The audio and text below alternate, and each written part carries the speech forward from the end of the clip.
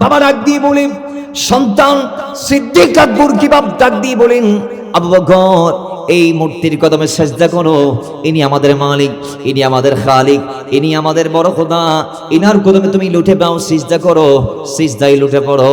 সিদ্দিক আকবর বলে, আব্বাজান ঠিক আছে, আপনি একটু বাইরে যান, মূর্তির সাথে আমার কিছু কথা আছে, কথা শেষ করে এরপর আমি আমার কাজ করব, আপনার দায়িত্ব পালন করব, আপনার কথাকে মানার চেষ্টা করব। বাবা বাইরে গেলেন, সিদ্দিক আকবর এবার মূর্তির সাথে কথা বলে। সিদ্দিক আকবর ছোট্ট বাচ্চা, মাসুম বাচ্চাও এবার সিদ্দিক আকবর মূর্তিকে বলছেন, মূর্তি আমার বাবার চোখে তুমি বড় খোদা, দেখি তুমি কেমন বড় খোদা, আমি একটু চেষ্টা করব তোমার থেকে জানার, আমি তোমার কিছু সওয়াল করব, তুমি জবাব দিবা, আমি তোমার থেকে কিছু জানতে চেষ্টা করব, তুমি আমারে বলে দিবা, এবং কিছু জিনিস চাইবো, সেগুলা তোমার আমারে দিতে হবে।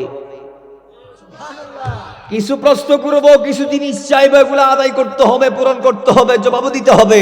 সিদ্দিক আকবর এবার ডাক দিয়ে বলি, ইনি জায়ুন ফাতিমিনি, এই আমার বাবার খোদা, তুমি আমারে খাবার দাও, আমি ক্ষুধার্ত, আমার পেটে খাবার নাই, আমি তোমার কাছে খাবার চাই।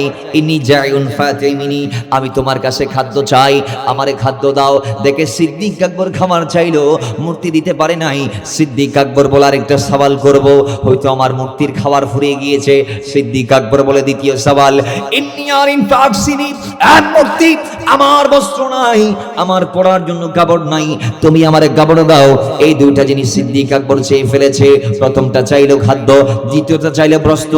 দেখা গিয়েছে সেদিন মূর্তি খাবারও দিতে পারে নাই, বস্ত্র দিতে পারে নাই, ভাতও দিতে পারে নাই, কাপড় দিতে পারে নাই।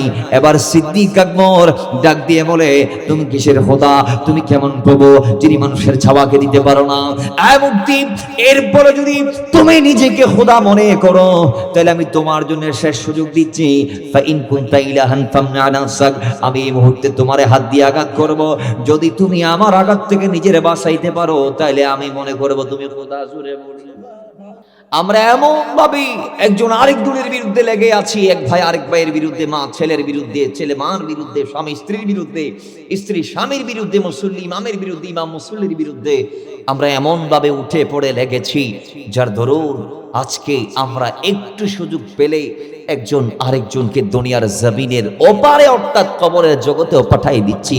আজকের সমাজ আপনি দেখবেন খুনের সংখ্যা বেড়েছে, মারামারির সংখ্যা বেড়েছে, কাটাকাটির সংখ্যা বেড়েছে, মামলা মোকদ্দমার সংখ্যা বেড়েছে, চুরি সিটারি ছিনতাই বাটপাড়ির সংখ্যা বেড়েছে, কিশোর গ্যাংয়ের সংখ্যা বেড়েছে। এক কথায় চারদিক থেকে যত ন্যায় আছে, চারদিক থেকে আমরা দেখছি শুধু হচ্ছে আর হচ্ছে, হচ্ছে আর হচ্ছে, হচ্ছে আর হচ্ছে। দিন দুপুরে আমার দেশে মুসলিম রমণীকে পর্দা করে গোরের বাইরে গেলেও ৮-১০ জন মিলে আজকের সমাজে তাকে দর্শিত করা হচ্ছে, দর্শন করা হচ্ছে। আজকের সমাজ আমরা দেখছি মসজিদের খতিবকে মসজিদের ভিতরে কুপকাত করা হচ্ছে। আজকের সমাজ আমরা দেখছি একজন আরেকজনকে যেখানেই সুযোগ পাচ্ছে, হোক সে আপন ভাই, হোক সে বাবার সন্তান, যে যেখানে যাকে দুশমন হিসেবে ভেবে নিয়ে পাইতেছে, সে তাকে দুনিয়ার জমিন থেকে কবরের দিকে পাঠাই দিচ্ছে। এমন ভাবে আজকে সমাজটা কলুষিত হয়ে যাচ্ছে, এমন ভাবে অসুস্থ হয়ে গিয়েছে আজকের আমার সমাজ, যে আমরা ওষুধ কোথা দিব, মলম কোথায় দিব, জায়গাও খুঁজে পাচ্ছি না, দুষ্কর হয়ে যাচ্ছে। কথা বলেন ঠিক কিনা? শরীরের এক জায়গায় যদি অসুখ হয়, আপনি চিকিৎসা করতে পারবেন। যদি ক্যান্সার পুরো শরীরে ছড়িয়ে ছিটিয়ে যায়, আপনি কোথায় সার্জারি করবেন? কয়টা কেমোথেরাপি আপনি দিতে পারবেন? তাহলে আজকের পুরো সমাজটা কি অসুস্থ সমাজ। তো কেন? কারণ একটি মসজিদের মেহরাব গুলা যখন সিদ্দিক আকবরের কথা আর বলছেন না, খতিব সাহেবের জবান দিয়ে যখন সিদ্দিক আকবরের গুণকীর্তন করা হচ্ছে না, যার শানে আল্লাহর হাবিব বলেছে, হুব্বা আবি বকর ওয়া শুকরিহি ওয়াজিবুন আলা উম্মতি, সিদ্দিক আকবরকে ভালোবাসা আমি আমার উম্মতের উপর ওয়াজিব করে দিলাম। সেই সিদ্দিক আকবর যে কিনা আমাদের ভালোবাসা পাবে এবং আমাদেরকে ভালোবাসতেই হবে, নবীজি বলে দিয়েছেন। সেই সিদ্দিক আকবরের চর্চা যখন মসজিদের মেহরাবে করা হচ্ছে না, যখন মাহফিলের মঞ্চগুলাতে নর্তকীদের নাচ গান দিয়ে ভরপুর হয়ে গিয়েছে, যখন কমেডি বক্তারা এসে মানুষদেরকে ২-৩ ঘন্টা খানেক রসালো কথা শোনাই, মানুষদেরকে যখন রসকস দিয়ে বাড়িতে পাঠাই দেই, তাহলে আজকের সেই সমাজ কি হেদায়েত খুঁজে পাবে? জোরে বলেন।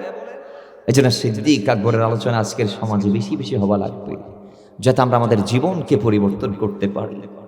আসুন, তেনার নামের ব্যাপার অনেক কথা আছে। আমি যদি নাম থেকে শুরু করি, অনেক লম্বা বাক্যে আমি শর্ট করে বলি। ইমাম মহিউদ্দিন নাবাবী আসমাউল লুগাতের মধ্যে তিনি বলেছেন, সিদ্দিক আকবরের প্রসিদ্ধ নাম হচ্ছে আব্দুল্লাহ। সুবহানাল্লাহ। নাম কি? আব্দুল্লাহ। এবং তার লকব হচ্ছে আতিক।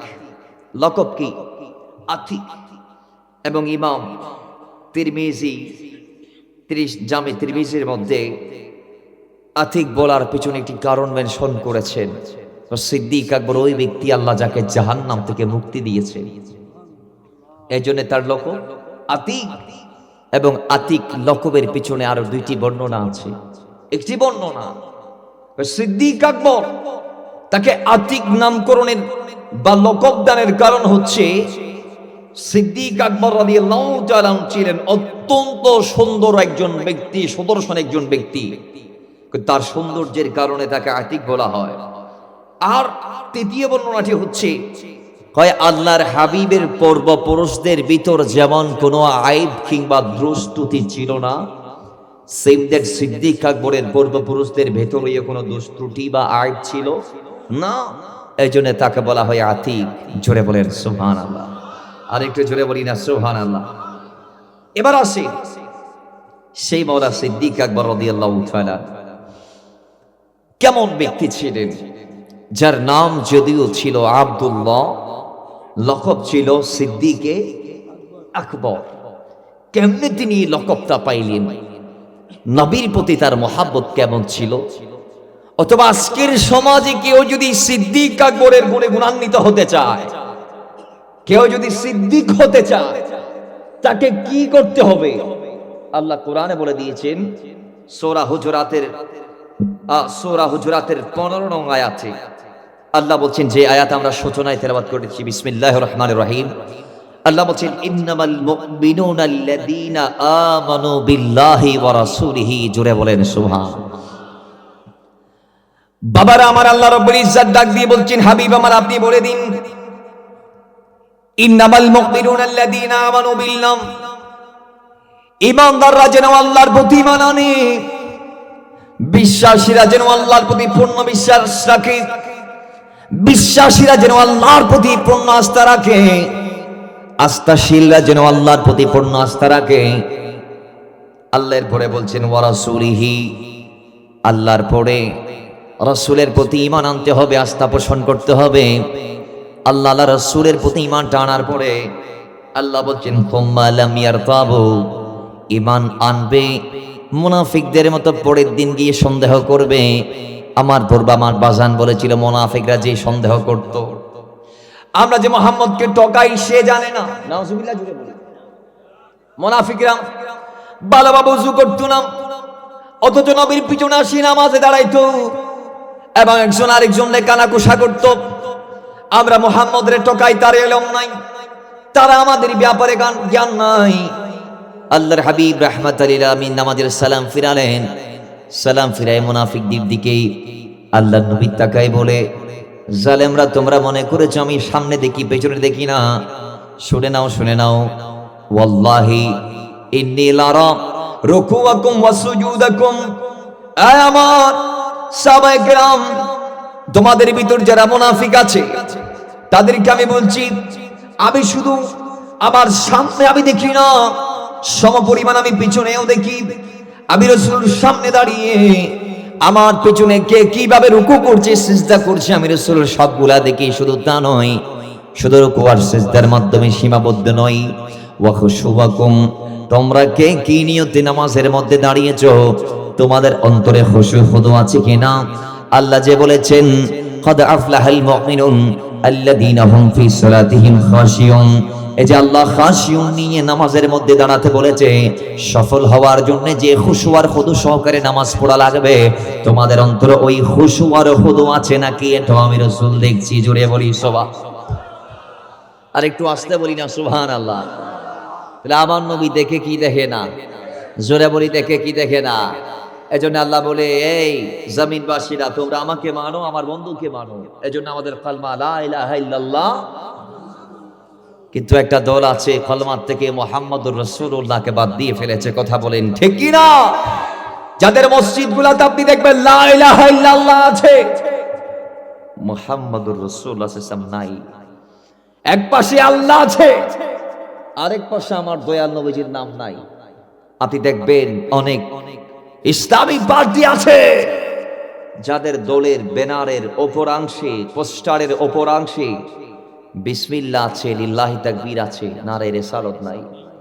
তাহলে লিল্লাহি তাকবীর মানা মানি লা ইলাহা ইল্লাল্লাহকে মানা, আর নারে রিসালাতকে বাদ দেওয়া মানি মুহাম্মদুর রাসূলুল্লাহকে না মানা।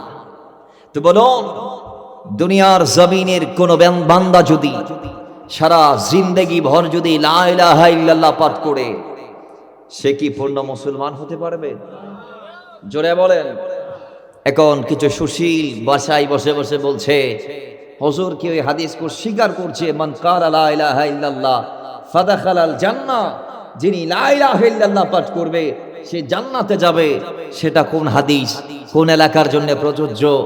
সেটা ওই হাদিস যখন কোন সমাজে আল্লাহর হাবিবের রাসালতের ডাক না পৌঁছায়, ওই সমাজপতি, সমাজ গোত্র যারা আছে, সমাজের সবাই যদি লা ইলাহা ইল্লাল্লাহর উপর আস্থা পোষণ করে, তারা মুসলমান হয়ে যাবে, কারণ রাসালতের ডাক তাদের কানে পৌঁছায় নাই। তাহলে বলুন, হাদিসে কি ওইটা নাই? জামান নবী চলে এসেছে, ঈসার ধর্ম রহিত হয়ে গিয়েছে, মুসার ধর্ম রহিত হয়ে গিয়েছে, মুসা কালিমুল্লাহর পরে দাউদ যিনি এসেছেন তার ধর্ম রহিত হয়ে গিয়েছে। যুগে যুগে কালে কালে যত ধর্ম, প্রায় ৬,০০০-এর উপরে বা ৭,০০০-এর উপরে অথবা ৩,০০০-এর উপরে যত ধর্ম এবং যত ভাষা দুনিয়াতে ছিল, প্রত্যেকটা ধর্ম আজকে রহিত হয়ে গিয়েছে। ইন্নাদ দীনা ইনদাল্লাহিল ইসলাম, একমাত্র আল্লাহর কাছে দিন হিসেবে একটাই আছে, সেটার নাম ইসলাম। কথা বলেন ঠিক কিনা? তো সেই ইসলাম আসার পরে, আল্লাহর হাবিব আসার পরে কেউ যদি রাসূলকে বাদ দিয়ে শুধু আল্লাহকে নিয়ে পড়ে থাকে, সে ইহুদি হতে পারবে, সে খ্রিস্টান হতে পারবে, সে হিন্দু হতে পারবে, সে কখনো মুসলমান হতে পারবে না। ঠিক কিনা? জোরে বলেন। কারণ দলিলে কাতঈ আছে, আল্লাহ বলছেন আমানু বিল্লাহি ওয়া রাসূলিহি, তোমরা আল্লাহর প্রতি ঈমান আনো এবং নবীজির প্রতি ঈমান আনো। তো তুমি নারে রিসালাত বলো নাই, তুমি কিসের ঈমানদার? ঠিক কি না ভাই? জুড়ে বলেন না ঠিক কি না? বাবার আমার এরপর আল্লাহ বলছেন ফুম্মা লাম ইয়ারতাবু, ঈমান আনার পরে সংশয় স্থাপন করা যাবে না, সন্দেহ করা যাবে না। সিদ্দিক আকবর নবীর কদম আসলেন, কলমা পড়লেন, ঈমান আনলেন, আল্লাহর নবীর গোলাম। এবার তিনি তার কাজ চালাই অনেক খেদমত তিনি করলেন। ভাই সিরিয়াল কথাগুলো আসবে, আমি সন্দেহের ব্যাপারটা বোঝাচ্ছি। সিদ্দিক আকবর আল্লাহর নবীর গোলাম যখন হয়ে গেলেন, রাসূল আরবী ইসলাম নবুয়তের ১২ বর্ষে মেরাজে গেলেন। নবীজি মেরাজ সেরে আসলেন। আসার পর আল্লাহর নবী ডাক দিয়ে বলেন, মক্কার কাফেররা শুনো, আমি রাসূল গতকালকের রাতের অংশে আল্লাহ আমাকে ৭ আসমান ৭ জমিন ভ্রমণ করিয়েছি। আল্লাহ আমি রাসূলকে হারাম মক্কা থেকে সুবহানাল্লাযী আসরা বিআবদিহি লাইলাম মিনাল মাসজিদিল হারামি ইলাল মাসজিদিল আকসাল্লাযী বারাকনা হাওলাহু লিনুরিয়াহু মিন আয়াতিনা ইন্নাহু হুয়াস সামিউল বাসীর। আল্লাহ আমি রাহমাতাল লিল আলামিনকে রাতের অল্প সময়ে, লাইলান অর্থাৎ রাতের কি অংশে, আল্লাহ হারাম মক্কা থেকে বাইতুল আকসা হয়ে প্রথম আসমান, দ্বিতীয় আসমান, তৃতীয়, চতুর্থ, পঞ্চম, ষষ্ঠ, সপ্তম পেরিয়ে নূরের সাগর পেরিয়ে নিয়ে যাইতে যাইতে কোথায় নিয়ে গেলেন? ওই একেবারে লামখানে, যেখানে কোনো জায়গা নাই, যেখানে কোনো স্থান নাই, যেখানে কোনো মুহূর্ত চলে না, ওই জায়গার মধ্যে আল্লাহ আল্লাহর হাবিবকে নিয়ে গেলেন। আল্লাহর হাবিব সেখান থেকে ঘুরে এসে যখন কাফেরদেরকে সমস্ত মেসেজ দিলেন, কাফেররাও স্বীকার করে মানতে চায় না, তারা সন্দেহ করে, কয়টা কেমনে সম্ভব? ম্যাক্সিমাম মসজিদ আকসা থেকে মক্কায় যাওয়া আসা করতে 2 মাস লাগবে, যাইতে 1 মাস, আসতে 1 মাস, কমপক্ষে 2 মাস লাগবে, বাকিটার কথা বাদ দিলাম, এটা কেমনে সম্ভব? তারা সন্দেহ করেছে।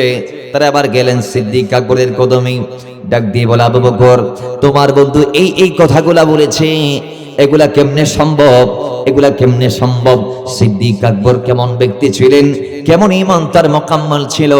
সিদ্দিক আকবর ডাক দিয়ে বলে, তোমরা কি যা বলছো এটা সত্য বলছো নাকি? আমার নবী কি এটা বলেছে নাকি? সিদ্দিক আকবর প্রশ্ন করতে দেনি, জালেমরা উত্তর দিল, ঠিক আছে, আমরা যা বলেছি হুবহু তোমার নবী বলেছে।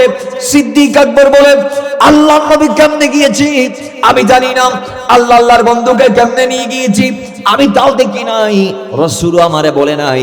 কিন্তু তোমাদের কথা যদি রাসূলের কথা হয়ে থাকে, আল্লাহ রাসূল যদি এই কথা বলে থাকে, গত রাতে আমি এসব জায়গা ভ্রমণ করে আল্লাহকে দেখে চলে এসেছি, আল্লাহর নবীর জবান দিয়ে যদি এই কথা বের হয়ে থাকে, তাহলে দুনিয়ার কেউ না মানলে আমি সিদ্দিক আকবর মেনে নিলাম। জোরে বলি সুবহান, আরো জোরে বলি সুবহানাল্লাহ। এটাকে বলা হয় তুম্মা লাম ইয়ারতাবু, যারা ঈমান টানার পরে সংশয় পোষণ করে না, সন্দেহ রাখে না, তারা পূর্ণ জান মাল ইজ্জত আবরু যা আছে সব আল্লাহ রাসূলের কদমে কুরবান করে দেয়। আল্লাহ বলে এই জিনিসটা যার আছে তার লাভ কি পড়ে আসবে। এরপরে আল্লাহ বলছে ওয়াজাহাদু বিআমওয়ালিহিম ওয়া আনফুসিহিম ফি সাবিলিল্লাহ, এবং আল্লাহ রাসূলের উপর ঈমান আনার পরে জানমাল দিয়ে আল্লাহর রাস্তায় জিহাদ করতে হবে। জোরে বলি সুবহান, আরেকটু জোরে বলি সুবহানাল্লাহ। তাহলে সিদ্দিক আকবর এটার প্রমাণ দিয়েছে, তিনি প্রত্যেকটা গজওয়াই সারিয়াই আল্লাহর নবীর জন্য কেমন যুদ্ধ করেছে এবং কেমন ভাবে তিনি তার সম্পদকে কোরবান দিয়েছে আমরা সবাই জানি। কথা বলেন ঠিক কিনা? আমরা ম্যাক্সিমাম সিদ্দিক আকবরের ওই দানের কথাগুলা জানি, কিন্তু বীরত্বের কথা আমরা জানি না। আজকে আমরা সিদ্দিক আকবরের বীরত্বের কথা বলবো। আপনারা শুনতে রাজি আছেন কি নাই? যখন আসন না নাই, সিদ্দিক আকবর যে সম্পদ দিয়েছেন, আল্লাহ যে বলছেন ওয়াজাহাদু বিআমওয়ালিহিম, তোমরা সিদ্দিক হওয়ার জন্য আল্লাহর রাস্তায় সম্পদ কোরবান দাও, সেটা আমরা সবাই জানি। সিদ্দিক আকবর কেমন ব্যক্তি ছিলেন? আল্লাহর নবী যখন ডাক দিয়েছে যে হে আমার গোলামেরা, আমি ইসলাম কায়েমের জন্য তাবুকের যুদ্ধে যাব, আমি বদরের ময়দানে যাব, আমি উহুদের ময়দানে যাব, আমরা দেখেছি আল্লাহ রাসূলের ডাক আসার পরই সবাই দিয়েছে সাড়া, কিন্তু সবচেয়ে বেশি যিনি দিয়েছেন তার নাম সিদ্দিক আকবর। সুবহানাল্লাহ কি পড়বেন না? আর একটু জোরে কি সুবহানাল্লাহ পড়া যাবে না? যে প্রমাণ স্বরূপ আমরা কয়েকটা হাদিস বলতে পারি যে সিদ্দিক আকবর আল্লাহর হাবিবের কদমে কেমন জান কেমন মাল কোরবান দিয়েছে। নবীজি বলছেন মা নাফানা মালু আহাদিন মা নাফানা মালু আবি বকরিন, নবীজি বলছেন দুনিয়ার এই জমিনে আবু বকরের সম্পদ আমাকে যতটুক ফায়দা দিয়েছে আর কারো সম্পদ আমাকে ততটুক ফায়দা দিতে পারে নাই। তার মানে সবাই তো দিয়েছে, কিন্তু সবচেয়ে বেশি ফায়দা দিয়েছে আবু বকরের দান। সুবহানাল্লাহ কি পড়া যাবে না? আর একটু জোরে বলি সুবহানাল্লাহ। মাওলা আলী বলছেন আল্লাহর নবীর গোলাম সিদ্দিক আকবরের কাছে 40,000 দিরহাম ছিল, কিন্তু তিনি যখন হিজরত করছিলেন সেই সময় তার কাছে মাত্র 5,000 দিরহাম ছিল। তার মানে ইসলামে আসার পরে হিজরতের আগ মুহূর্তে তিনি 35,000 দিরহাম আল্লাহর নবীর কদমে সদকা করে দিয়েছেন। সুবহানাল্লাহ কি আরেকটু জোরে বলা যাবে না? আরেকটু বলি তিনি কেমন কেমন রাসূলের জন্য দিয়েছেন। নবীজি যখন বলেন মা নাফানা মালু ওয়াহাদিন মা নাফানা মালু আবি বকর, নবীজি যখন বলে দিয়েছে সবচেয়ে বেশি ত্যাগ আবু বকরের, তখন ফাবাকা আবু বকর, সিদ্দিক আকবর কেঁদে দিয়েছে। ওয়াকাল, তিনি বলছেন হাল আনা ওয়া মালি ইল্লা লাকা ইয়া রাসূলুল্লাহ, নবী রে আমিও আপনার, আমার সম্পদও আপনার, তো আপনার জন্য আপনার গোলাম আপনার গোলামের সম্পদ দিবে, এতে ভয় কিসের? জুড়ে বলেন না রাসূল আমিও আপনার, আমার যা আছে সব তো আপনার। আমরাও যদি এই আকীদাকে লালন করতে পারি, আমরা রাসূলের, আমাদের যা আছে সব রাসূলের। ভাই আরে আমরা তো আমাদেরই না, আমরা তো আল্লাহ রাসূলের। আমাদের জীবনটা তো জীবন ছিল না। আরে ভাই আমরা ছিলাম কোথায়? রাসূল আমাদেরকে এসে বানালেন কি? আমাদের জায়গা আনলেন কোথায়? আমরা হলাম কি? কেমন পজিশন আমাদের বেড়েছে? সেদিকটা নিয়ে যদি কথা বলি রাত যাবে দিন আসবে, আমরা বলতেও চাই না। তবে হ্যাঁ আমরা সবাই জানি রাসূলের উম্মত হবার কারণে আমাদের দাম জমিন থেকে আসমানের উপর উঠে গিয়েছে। ইয়ে না ওরা মানুন না, বাসকারীর মানুষ কথা করিয়ে না মানুন না। এই জন্য সিদ্দিক আকবর দামে এত বেশি। কেমন কেমন দিয়েছে আরেকটু যদি বলি তাহলে আসবে সেই কথা। সিদ্দিক আকবর রাদিয়াল্লাহু তাআলা তিনি রাতে দিনে ওপেনে গোপনে তিনি ওই ব্যক্তি যিনি আকার কদমে 40,000 দিনার সাদকা করেছেন, তিনি যখন সাদকা করে দিয়েছে রাত দিন 24 ঘন্টার ভিতরে 40,000 দিরহাম, তখন আল্লাহ রব্বুল ইজ্জত আসমান থেকে জিবরাইলকে পাঠিয়ে আয়াত নাযিল করছে। আল্লাহ বলছেন, হাবিব আমার, আল্লাযীনা ইউনফিকুনা আমওয়ালাহুম বিল-লাইলি ওয়ান-নাহারি সিররান ওয়া আলানিয়া ফালাহুম আজরুহুম ইনদা রাব্বিহিম ওয়া লা খাউফুন আলাইহিম ওয়া লা হুম ইয়াহজানুন। সূরা বাকারার 274 নং আয়াত। আল্লাহ বলছেন, যারা রাত দিন 24 ঘন্টায় প্রকাশ্যে গোপনে দান করে, তাদের বিনিময় আল্লাহর হাতে আছে। তাদের বিনিময় কার হাতে আছে? তা আল্লাহর হাবিবের গোলাম সিদ্দিক আকবরের শানে যখন 40,000 দিরহাম সাদকা করার পরে এই আয়াত নাযিল হলো, তখন নবীজি বলছেন, সিদ্দিক আকবর, আল্লাহ তো তোমার ঋণ শোধ করবে। আমি রাসূল বলছি, ইসলাম দুনিয়াতে আমি যখন দেওয়া শুরু করেছি, যখন আমার কাছে ওহী আসা শুরু হয়েছে, এরপর থেকে আমি যত কালিমাতুল হক, আমি রাসূল যা বলেছি সব তো কালিমাতুল হক। আমার কথাগুলা সবাই মেনে নিয়েছে, সবাই আমার কথায় সাড়া দিয়েছে, কিন্তু তোমার সাড়া দেয়াটা ভিন্ন রকম, সবার দেয়া একরকম, তোমারটা আলাদা।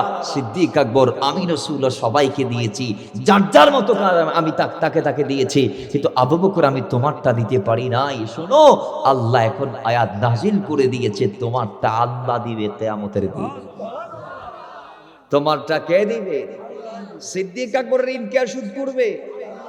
আপনি অবাক হয়ে যাবেন। তাবুকের যুদ্ধের ফান্ড গঠন করার জন্য ডাক আসলো, রাসূল রুমি চাদর বেছালেন, বুখারীতে সহ অসংখ্য কিতাব এসেছে। সিদ্দিক আকবর বাড়িতে গেলেন, যা যে নিয়ে এসেছে, মাওলা ওমরও বাড়িতে গেলেন। তিনি ভাবে মনে মনে, সিদ্দিক আকবরকে আমি কোনোদিন টপ করে আপ করে উপরে যাইতে পারি নাই, আজকে আমি এমন দেয়া দেব, সিদ্দিক আকবরকে আমি আজকে ফেলে আগে চলে যাব। সুবহানাল্লাহ জুড়ে বলুন। বাবারা আমার, বাড়ির মধ্যে গেলেন, এই চিন্তা করে তিনি সমস্ত সম্পদকে দুই ভাগে ভাগ করলেন। এক ভাগ নিয়ে আল্লাহ নবীর কদমের মধ্যে তিনি হাজির হয়ে গেলেন, আরেক ভাগ পরিবারের জন্য রেখে দিলেন। আল্লাহ নবীর কদমে বিশাল সম্পদের বহর নিয়ে তিনি যখন হাজির হলেন, আল্লাহ নবী তাকে জিজ্ঞেস করলেন, মা আবাকাইতা লি আহলিক, ওমর, এত পরিমাণ সম্পদ আমার কদমে এনেছো, তোমার পরিবার পরিজনের জন্য কি রেখে এসেছো? মাওলা আমার ডাক দিয়ে বলে, ইয়া রাসূলুল্লাহ, ও মদিনাওয়ালা, রাহমাতাল লিল আলামিন, এখানে যতটুকু এনেছি ততটুকু বাড়িতে রেখে এসেছি। ইয়া রাসূলুল্লাহ, এইখানে যা, ওইখানে ওটা, তার মানে সম্পদকে দুই ভাগে ভাগ করেছি, এক ভাগ বাড়ির মধ্যে রেখে এসেছি, আরেক ভাগ আপনার কদমে এনেছি। ইয়া রাসূলুল্লাহ, এটাই হচ্ছে আমার ত্যাগ। একটু পরে দেখা গিয়েছে মাওলা সিদ্দিক আকবর রাদিয়াল্লাহু তাআলা তিনি ঘরের মধ্যে জাঁতির সব নিয়ে একটা গাঠের মধ্যে ভরে একটু গোছগাছ করে মাথায় কাঁধে করে আল্লাহ নবীর কদমে হাজির হয়ে গেলেন। এবার আল্লাহ নবী সিদ্দিক আকবরকে ডাক দিলেন, মা বাকাইতা লি আহলিক, আয় সিদ্দিক আকবর, তোমার পরিবারের জন্য তুমি কি রেখে আসলা আমি জানতে চাই। সিদ্দিক আকবর বলে, আবাকাইতু লাহুল্লাহ ওয়া রাসূলা, ইয়া রাসূলুল্লাহ, আমার তো যা ছিল সব দিতে দিতে আপনার কদমে কুরবান দিয়ে ফেলেছি। রাসূল, আজকে আমি সিদ্দিক আকবরের ঘরের মধ্যে আর কি শোনাই। নবী, আপনি যখন বললেন আপনি ফান্ড গঠন করবেন, আপনার জিনিসের দরকার, আমি বাড়ির মধ্যে দৌড় মারলাম। আমি বাড়ির মধ্যে গিয়ে পুরো ঘরটা বাড়িটা সার্চ করতে লাগলাম। ইয়া রাসূলুল্লাহ, বিটানে তাকাইলাম, বাড়ির বাম দিকে তাকাইলাম, সামনে পেছনে তাকাইলাম, রংগুলা ভালোভাবে সার্চ করলাম। ইয়া রাসূলুল্লাহ, ও নবী, আমি দেওয়ার মতো আর বেশি কিছু পাই নাই। ইয়া রাসূলুল্লাহ, আমি যা পেয়েছি ঘরের ডেকসি পাতিল চাটাই থেকে শুরু করে একটা জিনিস আমি বাদ দেই নাই। ইয়া রাসূলুল্লাহ, সার্চ করতে করতে করতে করতে চুলার ভিতরে আমি হাত ঢুকিয়ে দিয়ে যা ছাই হিসেবে পেয়েছি, ওগো দয়াল নবী রাহমাতাল লিল আলামিন, আমি এই ছাইগুলা পর্যন্ত সংরক্ষণ করে এনে ফেলেছি। কারণ কি? কারণ একটাই, মুসলিমরা যোদ্ধারা যখন যুদ্ধের ময়দানে আঘাতপ্রাপ্ত হবে, এই ছাইগুলা দিয়ে আমি সিদ্দিক আকবর তাদের ক্ষত স্থানটা আমি ভালোভাবে মুড়িয়ে তাদের রক্তগুলা বন্ধের চেষ্টা করব। জোরে বলি সুবহান, জোরে বলি আল্লাহু আকবার। সিদ্দিক আকবরের দাওয়ার অভ্যাস কম না বেশি? জোরে বলি কম না বেশি? আর আমাদের দেওয়ার অভ্যাস কম না বাজি? কমের চেয়ে কম। আমরা মসজিদে টাকা দেই কোনটা? খন না বাজা, খন না, খন না দেবে গম্মান দম দেরি ন। এবার চিন্তা করুন, এই যুগত সিদ্দিক আকবরের গোলাম হতো নাই বু, আর তো দিবের মন মানসিকতায় আছে না, কথা কোন না আছে না নাই। সবসময় আরেকজনের কাছে আমরা হাত পাততে ভালোবাসি, পকেটে হাত দিতে আমাদের ভাল লাগে না। ঠিক নেই? হতাহন পরিবর্তন, ঠিক কি না? আল্লাহ আমাদেরকে পরিবর্তন করে দিই। তাহলে সিদ্দিক আকবর দিয়েছে। আল্লাহ বলছেন এভাবে যারা দেই ওয়াজাহাদু বিআমওয়ালিহিম ওয়া আনফুসিহিম ফি সাবিলিল্লাহ, আল্লাহর রাস্তায় যারা সম্পদকে কোরবান দেয় এবং ওয়া আনফুসিহিম নিজের সর্বস্ব জীবনকে, এবার এই জিনিসটা নিয়ে আমরা সিদ্দিক আকবরের জীবন থেকে কথা বলবো। সিদ্দিক আকবর রাদিয়াল্লাহু তাআলা তিনি কেমন ভাবে জীবনটা বাঁচিয়ে রেখেছেন নবীর জন্য জানার দরকার আছে না নাই? জোরে বই আছে না নাই? বাবার আমার মায়া সাহ বলছি, যখন 38 জন মানুষ মুসলমান হয়েছি, সিদ্দিক আকবর রাদিয়াল্লাহু তাআলা তিনি আমার নবীর কদমে গিয়ে প্রস্তাব দিলেন, ইয়া রাসূলুল্লাহ, ও নবী, আমি চাই ইসলামটাকে ওপেন করে দেন, প্রকাশ্যে দিনের কথা মানুষদেরকে শুনিয়ে দেন। কয়দিন এইভাবে আপনি লোকচুরি ভাবে ইসলামের প্রসার করবেন? ইয়া রাসূলুল্লাহ, ও মদিনাওয়ালা, মানুষদেরকে এখন উন্মুক্ত বলতে পারেন 38 জন আমাদের দলে মানুষ আছে। আল্লাহ নবী বলেন, নয় নয়। সিদ্দিক আকবর জুরাজুরি করলেন, আল্লাহ নবী বলা শুরু করলেন, খানায়ে কাবার উঠানে নবীজি যখন দিনের কথা মানুষদেরকে ওপেন বলতে লাগলেন, বিভিন্ন গোত্রগুলা সব জড়ো হয়ে গেল। সবাই চারদিক দিয়ে জড়ো যখন হয়ে গেল, সিদ্দিক আকবর অবস্থা বেগতিক দেখে তিনি আমার নবীকে থামিয়ে দিলেন। এবার তিনি বলা শুরু করলেন, আল্লাহ নবী অন্তরালে পাঠাই দিলেন। সিদ্দিক আকবর এবার বলতে বলতে বলতে বলতে অনেকক্ষণ বললেন। কুরাইশ কাফেররা ক্ষিপ্ত হলো, ক্ষান্ত হলো। তারা মারমুখী পরিবেশে গিয়ে সিদ্দিক আকবরকে মারতে মারতে মারতে মারতে এমন ভাবে প্রহার করেছে, শরীর মোবারক থেকে রক্ত মোবারক গুলা তার বের করেছে তারা। সিদ্দিক আকবরের এক পর্যায়ে জ্ঞান চলে গেল, হুঁশ চলে গেল। কাফেররা মনে করলো তার মৃত্যু হয়ে গিয়েছে, সিদ্দিক আকবর মারা গিয়েছে। তারা আর সিদ্দিক আকবরকে আঘাত করে নাই। এবার তারা হাত গুটিয়ে পালিয়ে গেলেন। সিদ্দিক আকবরের মাথায় এবার আত্মীয় স্বজন এসে পানি ঢাললেন, তাকে কাফেরদের কবজা থেকে মুক্ত করলেন। তার মা এসে সন্তানের মাথায় হাত বুলাই বুলাই পানি ঢেলে ঢেলে এবার যখন দেখতে পাইলেন চোখ খোলা, সিদ্দিক আকবরের চোখ খোলার সঙ্গে সঙ্গে আম্মাজান ডাক দিয়ে বলে, আব্বারে, কেন তুই এই কাজটা করতে গেলি? আজ সকাল থেকে তোরে কিছু খাওয়াইতে পারি নাই, তোর জন্য আমি খাবার নিয়ে এসেছি। জোরে বলি সুবহান। কেন এটা করতে গেলি? বাবারে, তুই কি জানের ভয় নাই? তুই কেন এটা বলতে গেলি? তুই কেন তোর জীবনটাকে বিপাকে ফেলাইতে গেলি? তোর কি জানের মায়া হয় না? কেন এটা করলি? আই সকাল থেকে তুই কিছু খাস নাই, আমি মা একটু তোরে খাবার দিতাম, আসছি, তুই একটু খা। সিদ্দিক আকবর বলে, ওয়াল্লাহি, আমার নবী কোথায়? যতক্ষণ আমার নবীর জিয়ারত আমি করতে পারবো না, ওয়াল্লাহি ততক্ষণ খাবার তো দূরের কথা, খাবারের লোকমাও মুখের মধ্যে নিব না। জোরে বলেন। বাবার আমার মওলা ওমরের বোন আল্লাহ নবীকে কোথায় আছে তিনি জানলেন। সিদ্দিক আকবরের মাকে সে মওলা ওমরের বোন খবর দিলেন। এরপরে সিদ্দিক আকবরকে সেই হাজরত আরকামের ঘরে নিয়ে যাওয়া হলো। দারে আরকামে যাওয়ার পরে সিদ্দিক আকবর নবীর নূরানী চেহারা মোবারকের জিয়ারত করলেন। এরপরে সিদ্দিক আকবর দুনিয়াদারির সব কাজগুলা করতে আছে। তো সিদ্দিক আকবর সেদিন বলেছে, আল্লাহ রাসূলের জন্য আমি খানায়ে কাবার উঠানে দাঁড়িয়ে প্রথম বক্তব্য দিয়ে আঘাত পেয়েছি। কি হয়েছে? কাফেররা আমাকে মন ভরে মেরেছে, আর তাদের মারের পরে আমি বেহুশের পরে হুঁশ ফিরার পরে আমি যখন রাসূলুল্লাহর জিয়ারতে গেলাম, আল্লাহর কসম, আল্লাহ নবীর নূরি চেহারার জিয়ারতের ফজিলত এমন বেশি, নবীর চেহারা দেখে আমার সমস্ত যন্ত্রণা দূর হয়ে গিয়েছে। জুড়ে বলেন সুবহানাল্লাহ, জুড়ে বলেন সুবহানাল্লাহ। আমার নবীর চেহারার জাদু কম না বেশি? নবীর চেহারার চেয়ে কোনো মায়াবী চেহারা কি দুনিয়াতে অতীতে ছিল? আপনারা সবাই হোসনে ইউসুফের কথা শুনেছেন। আমাদের আয়েশা বলছেন, হোসনে ইউসুফ দেখে আরবের মহিলারা, সেই মিশরের রমণীরা ইউসুফের সৌন্দর্য দেখে তাদের হাত কেটেছে লেবু কাটতে গিয়ে। আর আমার নবীর চেহারা এত সৌন্দর্য, আমার নবীর সৌন্দর্য দেখে আরবের তরতাজা নওজওয়ানরা গলা কেটে দিয়েছে। জোরে বলেন সুবহানাল্লাহ। হোসনে ইউসুফ দেখে মহিলারা কেটেছে আঙ্গুল, কোরবান দিয়েছে আঙ্গুল। আমার নবীর চেহারা দেখে যুবকরা কোরবান দিয়েছে তাদের গলা শের শের, কথা বলে ঠিক কিনা? আমার নবীর চেহারা মোবারকের মধ্যে মায়া আসে না নাই? নবীর চেহারা মোবারকের মধ্যে জাদু আসে না নাই? নবীর চেহারা মোবারকের জিয়ারত যে করতে পেরেছে, আল্লাহ বলে জাহান্নামের আগুন তার জন্য হারাম হয়েছে, 8খানা জান্নাত ওয়াজিব হয়েছে। আল্লাহ আমাদেরকে স্বপ্ন যুগে হলে একবার করার তৌফিক দান করুন।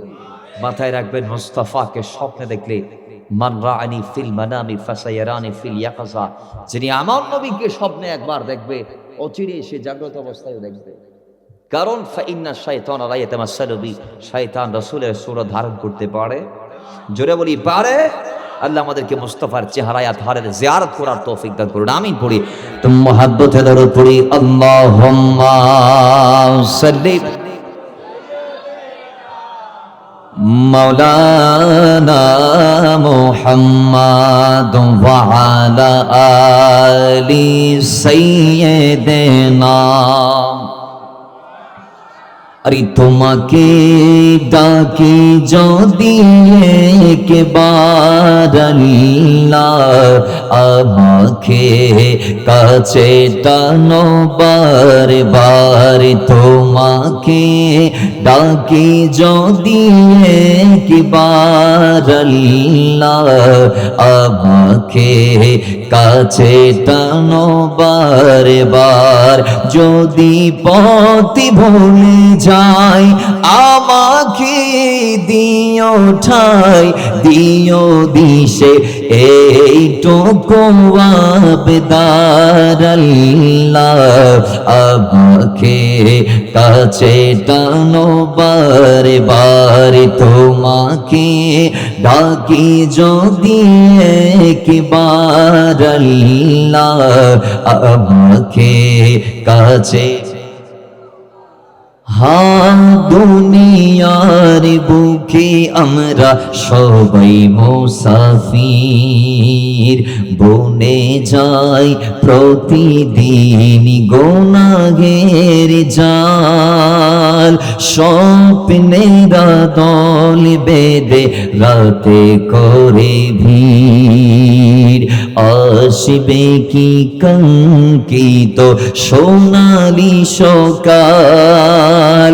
হয়ে গেলে পেরেশান ও আমার রহমান, হয়ে গেলে পেরেশান ও আমার রহমান।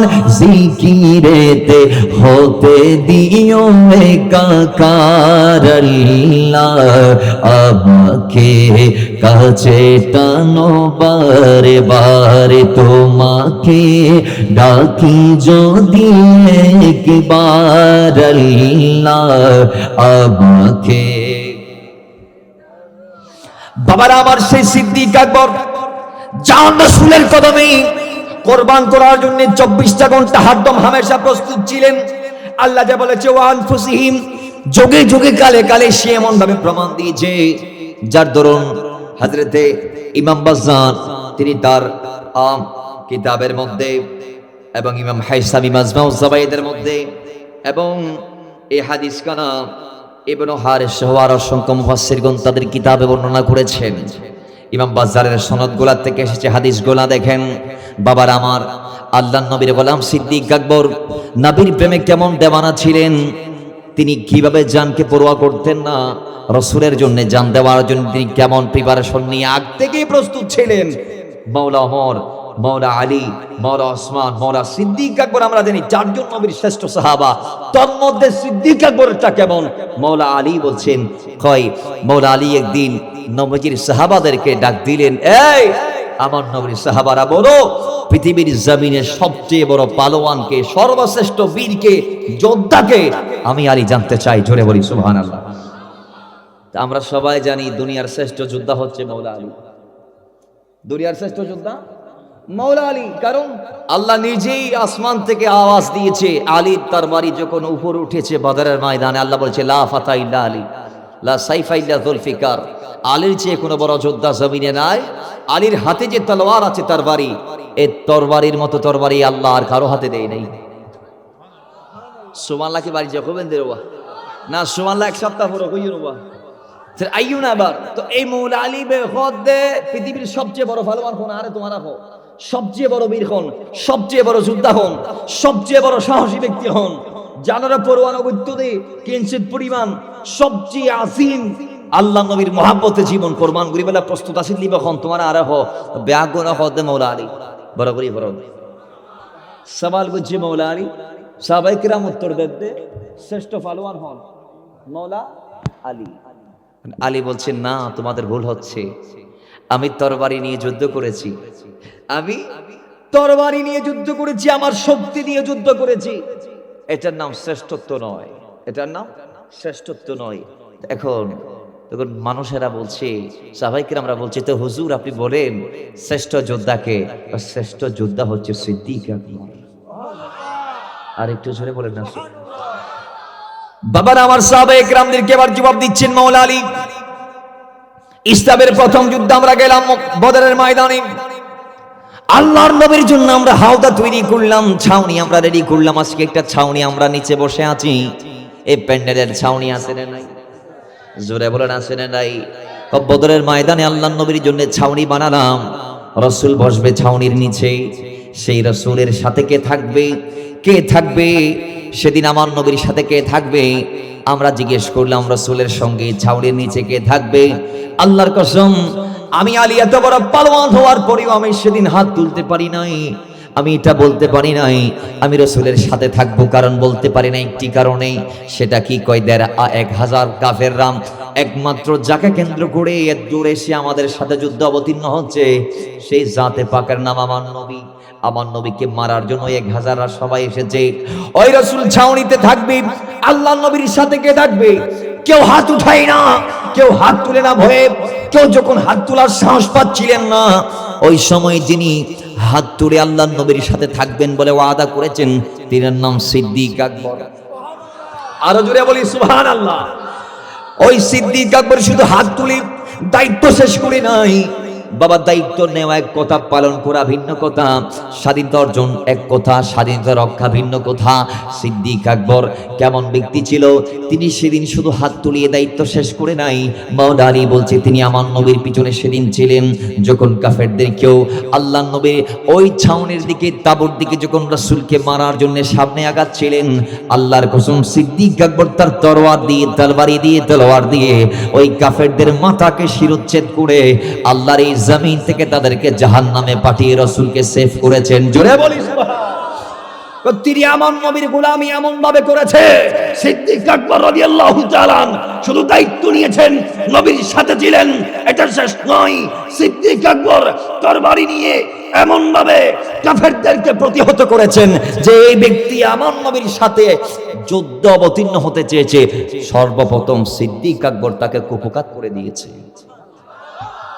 নবীজি দূরের কথা আগে সিদ্দিক আকবর তার উপর ঝাঁপায় পড়ছে তাহলে সেই বীরের নাম সিদ্দিক আকবর এমন আল্লাহর নবীর জন্য জীবন তিনি কোরবান দেওয়ার জন্য একেবারে 24টা গ্রন্থ প্রস্তুত ছিলেন সেই সাইয়েদনা শের খুদা আলী আরেকটি ওয়াকিয়া তার কাছে জানের মূল্য যে যাররা পরিমাণও ছিল না এই জিনিসটা বোঝাচ্ছি এই হাদিসটাও এসেছে ইমাম বাজ্জারের মুসনাদে বাজ্জারের মধ্যে এছাড়াও এই হাদিসটা এসেছে মাজমা জাওয়াইদের মধ্যে আসুন যে হাদিসটা আবারই আগের হাদিসের রাবি মাওলা আলী বলছেন যে মক্কার কাফেররা একদিন আল্লাহর হাবিবকে টানা হেঁচড়া করছিলেন আমরা যেটাকে বলি চেঁচাচেঁচি আল্লাহর হাবিবের দড়িয়ে রে কাফেরল কি করে টেনে হেঁচড়ে এক জায়গা তো আরেক জায়গায় লজ্জার গুই হঠাৎ করে সিদ্দিক আকবর জানের ভয় না করে তাদের উপর ঝাঁপায় পড়লেন সুবহানাল্লাহ পড়িবেন সেই সময় সিদ্দিক আকবর মাওলা আলী বলছে জানের পরোয়া না করে লাপরোয়া হয়ে তাদের উপর সিদ্দিক আকবর ঝাঁপায় পড়লেন এবং সিদ্দিক আকবর তাদেরকে আবার টানে এক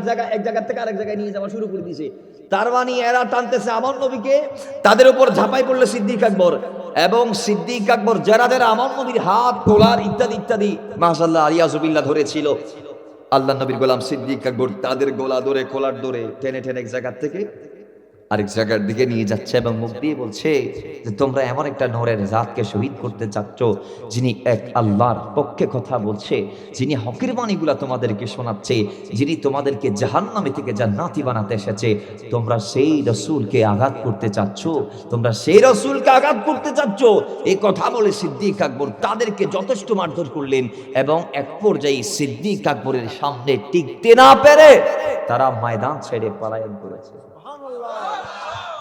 বাবা আমার সিদ্দিক আকবরের এই কথা সেদিন বলি মৌলা আলী আবার একেবারে চাদরটা উপরে তুলে চোখটা বন্ধ করে তিনি আবার কাঁদছেন, এমন ভাবে কেঁদেছে সাহাবায়ে কেরামরা বলে দাড়ি ভিজে গেছে। ওই টাইমে এবার মৌলা আলী প্রশ্ন করে, এবার আল্লাহর নবীর সাহাবীরা তোমরা বলো ফেরাউনের যুগের ইমানদাররা দামি নাকি সিদ্দিক আকবর দামি? মৌলা আলী প্রশ্ন করে দিয়েছেন। সাহাবায়ে কেরাম চুপ হয়ে বসে আছে। এবার আল্লাহর নবীর গোলাম মৌলা আলী নিজে উত্তর দেয়, শুনে নাও জেনে রাখো, তোমরা বলতে হয়তো ভয় পাচ্ছ, আমি আলী তোমাদেরকে পরিষ্কার ভাষায় বলে দিচ্ছি, ফেরাউনের যুগের যে মানুষ মুসলমান হিসেবে ঈমানকে গোপন করেছে তাদের যে আমার সিদ্দিক আকবরের একটি সেকেন্ডের দাম কোটি গুণ বেশি। জুড়ে বলি সুবহানাল্লাহ। কারণ কই ফেরাউনের যুগের ঈমানদাররা ঈমানকে হাইড করেছে, গোপন করেছে, আর আমার নবীর গোলাম সিদ্দিক আকবর নিজের ঈমানকে ওপেন করে দিয়েছে। তার কাছে জানের যে যারা পরিমাণ ভয় ছিলেন না, সেটা আরেকটা প্রমাণ আমরা দিচ্ছি। এই হাদিস খানে ইমাম বুখারী হযরত উরওয়া ইবনে জুবাইরের বরাতে বর্ণনা করেছেন সহিহ বুখারীর মধ্যে, এবং কোরআনুল কারীমের সূরা গাফিরের 28 আয়াতের তাফসীর করতে গিয়ে হাদিস করে এনেছেন ইমাম বুখারী। আসুন, ইমাম বুখারী বলছেন হযরত উরওয়া ইবনে জুবাইর থেকে বর্ণিত, উরওয়া ইবনে জুবাইর হযরত আব্দুল্লাহ ইবনে আমর ইবনে আসকে জিজ্ঞেস করলেন, এ বলো আমার নবীকে তোমার জানা মতে সবচেয়ে বেশি কষ্ট কখন দিয়েছে? জানতে চেয়েছেন এক সাহাবী আরেক সাহাবীর থেকে। যার থেকে জানতে চেয়েছে সেই হযরতে আব্দুল্লাহ ইবনে আমর ইবনে আস বলছেন যে আমি যতটুক জানি যে আল্লাহ নবী একদিন যখন নামাজে দাঁড়িয়েছিলেন, আল্লাহ নবীকে নামাজরত অবস্থায় ওকবা পিছন থেকে এসে গলার মধ্যে চাদর মুড়িয়ে শ্বাসরোধ করে হত্যা করতে চাইছিল। নাউজুবিল্লাহ, কিছু বলবেন না? ওকবা এসে পিছন থেকে আল্লাহ নবীর গলার চাদর নিয়ে রাসূলের গলাকে ফাঁস দিয়ে শহীদ করতে চেয়েছিল। সেই সময়ে সিদ্দিক আকবর ওই ব্যক্তি যিনি এসে জানের মায়া ত্যাগ করে ওকবার উপর ঝাঁপিয়ে পড়ে আল্লাহর নবীকে ওকবার কবজাকৃত থেকে মুক্ত করেছেন। জোরে বলেন সুবহান। বলেন সেই সিদ্দিক আকবর যিনি প্রত্যেকটা জায়গায় রাসূলের জন্য নিজের জানকে বাজি রাখতে পারে, তার কাছে কি জানের ভয় আছে? বাজান আওয়াজ করে বলেন, তার কাছে কি জানের ভয় আছে? এই জন্য বাবার আমার আল্লাহ বলে ওয়া আনফুসিহিম, যারা আল্লাহর রাস্তায় জানকে কুরবান করতে পারে, ফি সাবিলিল্লাহ, আল্লাহর রাস্তায় জান এবং মালকে যারা কুরবান করতে পারে, আল্লাহ বলে উলাইকা হুমুস সাদিকুন, তারাই হচ্ছে সত্যবাদী। আমার সিদ্দিক আকবর শুধু সাদেক নয়, আমার সিদ্দিক আকবর শুধু সত্যবাদী নয়। আরে ভাই, সত্যবাদী হওয়ার জন্য, সিদ্দিক হওয়ার জন্য দুটা গুণ লাগবে। একটা আল্লাহ রাসূলের প্রতি ঈমান আনা, সংশয় সন্দেহ পোষণ না করা। 2 নম্বরে জানমাল দিয়ে যুদ্ধ করা, আল্লাহর রাস্তায় কুরবান করা। বাবার আমার এই দুটা জিনিসের ভিত্তিতে যদি সিদ্দিক হওয়া যায়, মাথায় রাখবেন আমার নবীর গোলাম হযরতে আব্দুল্লাহ জাল্লাকাব সিদ্দিক আকবর তিনি যেমন তেমন ব্যক্তি নয়, কয় তিনি শুধু সিদ্দিক নয়, তিনি সিদ্দিকি আকবর। আরো জুড়ে বলি সুবহানাল্লাহ। এই আয়াত দিয়ে এতক্ষণ ধরে পুঙ্খানুপুঙ্খানু প্রত্যেকটা শব্দের আমরা চেষ্টা করেছি রহস্য উদ্ঘাটন করার। বাবার আমার, সেগুলা তো সিদ্দিকদের কথা। আমার নবীর গোলাম তো সিদ্দিক আকবর ছিল, ঠিক কিনা জোরে বলেন? সেই সিদ্দিক আকবর তিনি যে সদা সর্বদা সত্যের উপর অটল ছিলেন, অবিচল ছিলেন, তার ব্যাপারে খোদ আল্লাহ নিজে কোরআনের আয়াত নাজিল করে তার কথাকে সত্যায়ন করে। সুবহানাল্লাহ, জোরে বলেন। কিভাবে? সূরা আলে ইমরানের 181 নং আয়াতের তাফসীর যদি আপনি দেখেন, আপনি অবাক হয়ে যাবেন। সিদ্দিক আকবর তার জীবনীতে এসেছে যে একদিন মদিনার অলিগলি দিয়ে সিদ্দিক আকবর হেঁটে যাচ্ছেন। মদিনার অলিগলি দিয়ে একটা মাহফিল ইহুদিরা সাজাইলো। আজকে আমাদের গোনাগরি 2 নং ওয়ার্ডের ভাইয়েরা এই মাহফিল সাজাইছে, ঠিক কি না? চান মিয়া চৌধুরী বাড়ি। এই চান মিয়া চৌধুরী বাড়ির সমাজ আজকে তারা মাহফিল সাজাইছে, ঠিক কিনা? হতখন ঠিক কিনা? ইহুদিরাও এরকম একটা মাহফিল সাজিয়েছিল মদিনায়। সেই ইহুদিদের মাহফিলে বক্তারা হিসেবে দাওয়াত করেছিল ফানহাস নামক তাদের একজন জাহেদকে। তাদের একজন আলেম নাম ছিল ফানহাস। ইহুদিরা ওই ফানহাসকে ইনভাইট করলো বক্তব্য দেওয়ার জন্য। ইহুদিরা এসে বসে গেল, তাদের বক্তার কথা শুনবে। বক্তা দাঁড়িয়ে ওয়াজ শুরু করেছে, পাশ দিয়ে সিদ্দিক আকবর যাচ্ছে। সিদ্দিক আকবর যখন যাচ্ছে ইহুদিদের মাহফিল দিয়ে, হঠাৎ করে তিনি দেখলেন মানুষ সমাগম হয়েছে, একজন বক্তব্য দিচ্ছে, বাকিরা শুনছে। সিদ্দিক আকবর আস্তে করে ঢুকে গেলেন, জোরে বলি কোথায়? ওই মাহফিলে, ইহুদিদের মাহফিলে। বাবারা আমার, সিদ্দিক আকবর যখন মাহফিলে ঢুকে গেলেন ইহুদিদের, ফানহাস নামক ওই ইহুদি আলেম সিদ্দিক আকবরকে দেখার পরে ইন্ডিকেট করে বলেন, নাহনু আফদালু মিনকুম, আমরা তোমাদের চেয়ে দামি। ওয়া দীনুনা আফদালু মিন দীনিকুম, আমাদের দিন অর্থাৎ আমাদের ধর্ম ইহুদি ধর্ম তোমাদের ধর্মের চেয়ে দামি। ওয়া নবিয়ুনা আফদালু মিন নবিয়িকুম, আমাদের নবী তোমাদের নবীর চেয়ে দামি। সুতরাং আমরাই চতুর্দিকে তোমাদের চেয়ে দামি, আমরাই চতুর্দিক দিকে তোমাদের চেয়ে শ্রেষ্ঠ। সিদ্দিক আকবর বলে, জালেম এটা কি বলছো? তোমার কিতাবগুলো তাওরাত, সেখানে কি বলা নাই? আল্লাহ কি বলে নাই ইসলাম হচ্ছে সর্বশ্রেষ্ঠ ধর্ম আর আল্লাহর নবী হচ্ছে সর্বশ্রেষ্ঠ নবী আর রাসূল? তুমি কি পড়ো নাই? তুমি কি জানো না? তোমার কি স্মরণে নাই? তাওরাত কিতাবে কি আল্লাহ বলে নাই যখন আমার নবী চলে আসবে জমিনের কোনো আর দিন থাকবে না, সেদিন ঈসা মুসা তারাও যদি জীবিত থাকে তাদের দায়িত্ব হবে উম্মতদেরকে নিয়ে আমার নবীর কদমে যাওয়া এবং সগোত্রীয়ভাবে কলমা পড়ে মুসলমান হয়ে নবীকে সাহায্য করা। জোরে বলি। আর তুমি কি পড়ো নাই? তোমার ধর্মের ওই কিতাবে কি আমার নবীর কথা নাই? আমার দিনের কথা কি তোমার ধর্মে নাই? তুমি এটা কেমনে বললা, কেমনে পড়লা? ইহুদি বলে, ঠিক আছে আমি পড়েছি, আমি জানি, কিন্তু মানি না। কেন মানো না? মানি না একটি মাত্র কারণে, তোমাদের রব তোমাদের থেকে যাকাত নেই। তোমাদের রব বলেছে ইউরিদুল্লাহ করদান হাসানা, তোমাদের রব না কি গরিব, এই জন্য তোমাদের কাছে হাত পাতে, তোমাদের কাছে সাহায্য চাই, তোমাদের কাছে সাদকা চাই, তোমাদের কাছে যাকাত চাই। আর তোমাদের ওই গরিব রবকে আমরা কেমনে মানবো? আমরা তো ধনী। ইহুদিরা ধনী, যুগে যুগে এরা সুদের ব্যবসা করত, সুদের কারবার করত। আজকের সমাজও আপনি দেখবেন, আজকের পৃথিবীতে, যেই পৃথিবীতে 700 কোটি লোকের বসবাস, সেই পৃথিবীতেও আজকে ধনীদের তালিকায় ইহুদিরা আছে। ধনীদের তালিকায় 1 থেকে 50 পর্যন্ত আপনি কাউন্ট করেন, দেখবেন ম্যাক্সিমাম ইহুদি। কয়েকজন ভিন্ন ধর্মাবলম্বী থাকবেন, সেখানে মুসলমান একজন নাই। ঠিক কিনা? একটু আওয়াজ দিয়ে বলেন ঠিক কিনা? তাহলে ইহুদিরা যুগে যুগে ধনী ছিল, আজকেও ধনী হিসেবে আছে। তো ওই ফানহাস বলছে, আমরা ধনী, আমরা তোমাদের রবকে মানি না, কারণ তোমাদের রব হচ্ছে ফকির, তোমাদের রব হচ্ছে গরিব, তোমাদের রব ইন্নাল্লাহা ফাকিরুন ওয়া নাহনু আগনিয়া, তোমাদের রব হচ্ছে ফকির আর আমরা হচ্ছে ধনী, এজন্য আমরা তোমাদের গরিব রবকে মানি না। তখন সিদ্দিক আকবর যখন এই কথা শুনে ফেলেছে, সেকেন্ড আর দেরি করে নাই, ঠাস করে মারলেন তার গালে থাপ্পড়, হাসান কুলের দাগ বসাই দিয়েছে। ইতে মাইনজুর সামদি বারে সোয়ার খাই গাল সিবি দূরি গিয়ে দান নবী দরবারে খড়ে খড়ে খন কিনলে বিশেষ দিবেন লাই আর নবী দরবার যা করে আর রাসূলুল্লাহ শোন চাই ওল ফাসুয়া সাবু আই ফেলাই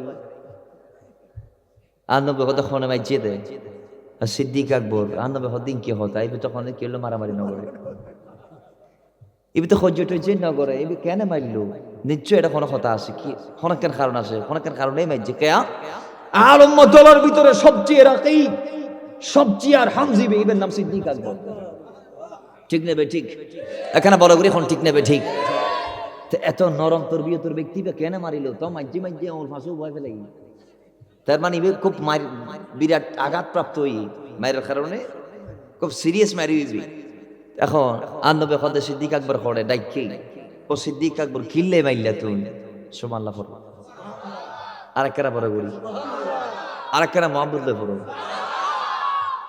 বাবারা আমার আল্লাহ নবী ডাক দিয়েছে সিদ্দিক আকবর কেন মারলাম ইয়া রাসূলুল্লাহ সাল্লাল্লাহু আলাইহি আমাদের রবকে গরিব বলেছে এই জালেম আমাদের রবকে গরিব বলেছে, তারা নিজেরা নাকি ধনী, আমরা তাদের চেয়ে নিচু, আমাদের রব গরিব। এই জন্য সেই জালেম বলে নাকি আমাদের রবকে মানবে না।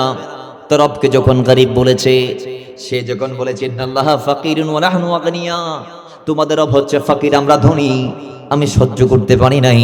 ইয়া রাসূলুল্লাহ, সাত আসমান সাত জমিনের মালিককে যিনি গরিব বলতে পারে, আমি তারে কেমনে রেহাই দিতাম, আমি তারে মারি দিছি। এই জন্য তারা আমি একটু আদর করলাম। আমার নবী বলতেছে এখন তো ঠিক আছে, এখন ওইতে বলতেছে ইয়া রাসূলুল্লাহ, এটা কেমনে সম্ভব, আমি আপনাদের রবকে গরিব বলবো? নাউজুবিল্লাহ, আমি এটা বলি নাই। এ জায়গাত মিশতা করে ফেলে দেওয়া, ইতে জায়গাত মিশতা করে হয়তো খুদা আইয়ে ন কই আল্লাহ আল্লাহ আল্লাহ মাফ করো অনবী আয় আনার রবের কি ন কই হয়তো সাক্ষী হনা শ্রুতল এখন শ্রোতা বেগুনি হুলি তো নিতেরার বক্তার পক্ষে সাপাই নকাইবে কথা হন না, এবার করে হন না। এবং সিদ্দিক আকবর চেহারা কালো, তিনি তো সিদ্দিক আকবর, তিনি তো সত্যবাদী, তিনি তো জীবনে মিথ্যার আশ্রয় নিয়ে নাই, বলে নয় আসবে শুধু মিথ্যা নয়, জীবনে কোনোদিন হারাম কাজও করে নাই, জীবনে কোনোদিন নফসের ওপর জুলুম করে নাই, অন্যায় করে নাই, জীবনে কোনোদিন আল্লাহর এই জমিনে কারো হক তিনি নষ্ট, তার নাম সিদ্দিক আকবর। এখন তিনি বেঁচে গিয়েছে, ইহুদিরা মিথ্যা বলছে। আল্লাহ সঙ্গে সঙ্গে বলে, এ জিবরাইল যাও আমার বন্ধুর কদমে গিয়ে সূরা আলে ইমরানের 181 নং আয়াত জানিয়ে দাও। আল্লাহ বলছেন ইয়া রাসূলুল্লাহ লাকাদ সামিআল্লাহু কাওলাল লাযিনা, এই কাফেররা তোমরা যদি মিথ্যা বলছো, তোমরা যা বলেছো লাকাদ সামিআল্লাহু কাওলাল লাযিনা, তোমরা যা বলেছো আমি আল্লাহ শুনে ফেলেছি। ক্বালু, তোমরা বলেছো ইন্নাল্লাহা ফাকিরুন, আল্লাহ হচ্ছে ফাকির, ওয়া নাহনু আগনিয়া, আর তোমরা হচ্ছে ধনী। তোমাদের এই কথা কেউ না শুনলেও আমি আল্লাহ শুনে ফেলেছি। আল্লাহ বলে সানাকতুবু মা ক্বাল, তোমরা যা বলেছো আমি এগুলা লিখে ফেলেছি। বাঁচার কোন সিস্টেম আছে? তিনি ওই সিদ্দিক আকবর যার শান রক্ষা করতে আল্লাহ কোরআনের আয়াত নাজিল করে। এ ফিসুদ্দিন ভাই সুবহানাল্লাহ বাড়ি যে হবেন দেরওয়া আর একটা নাচ তখন না সুবহানাল্লাহ, তুমি মহাব্বতে দরুদ পড়ি আল্লাহুম্মা সাল্লি মাওলানা মুহাম্মদ ওয়া আলি সাইয়্যিদিনা, মহাব্বতে দরুদ পড়ি আল্লাহুম্মা সাল্লি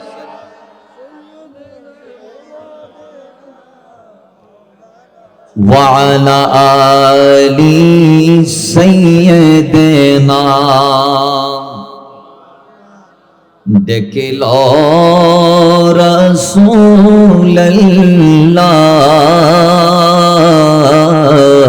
রওজা পাকের কিনারে, আমি কেঁদে কেঁদে হই গোসারা, ধন্য কর দিদারে, আমি সহিতে পারি না বিরহ জ্বালা, ধন্য কর দিদারে, দুই সাথীকে পাশে নিয়ে গায়, ঘুমিয়ে আছো নিজ নিরালায়, সাড়া দাও রাসূলুল্লাহ,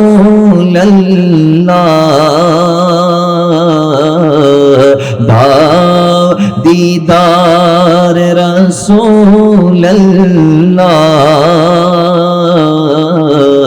ডাকে আসে গো তোমার, ডেকে লো রাসূলুল্লাহ, রওজা পাকের কিনারে। আল্লাহুম্মা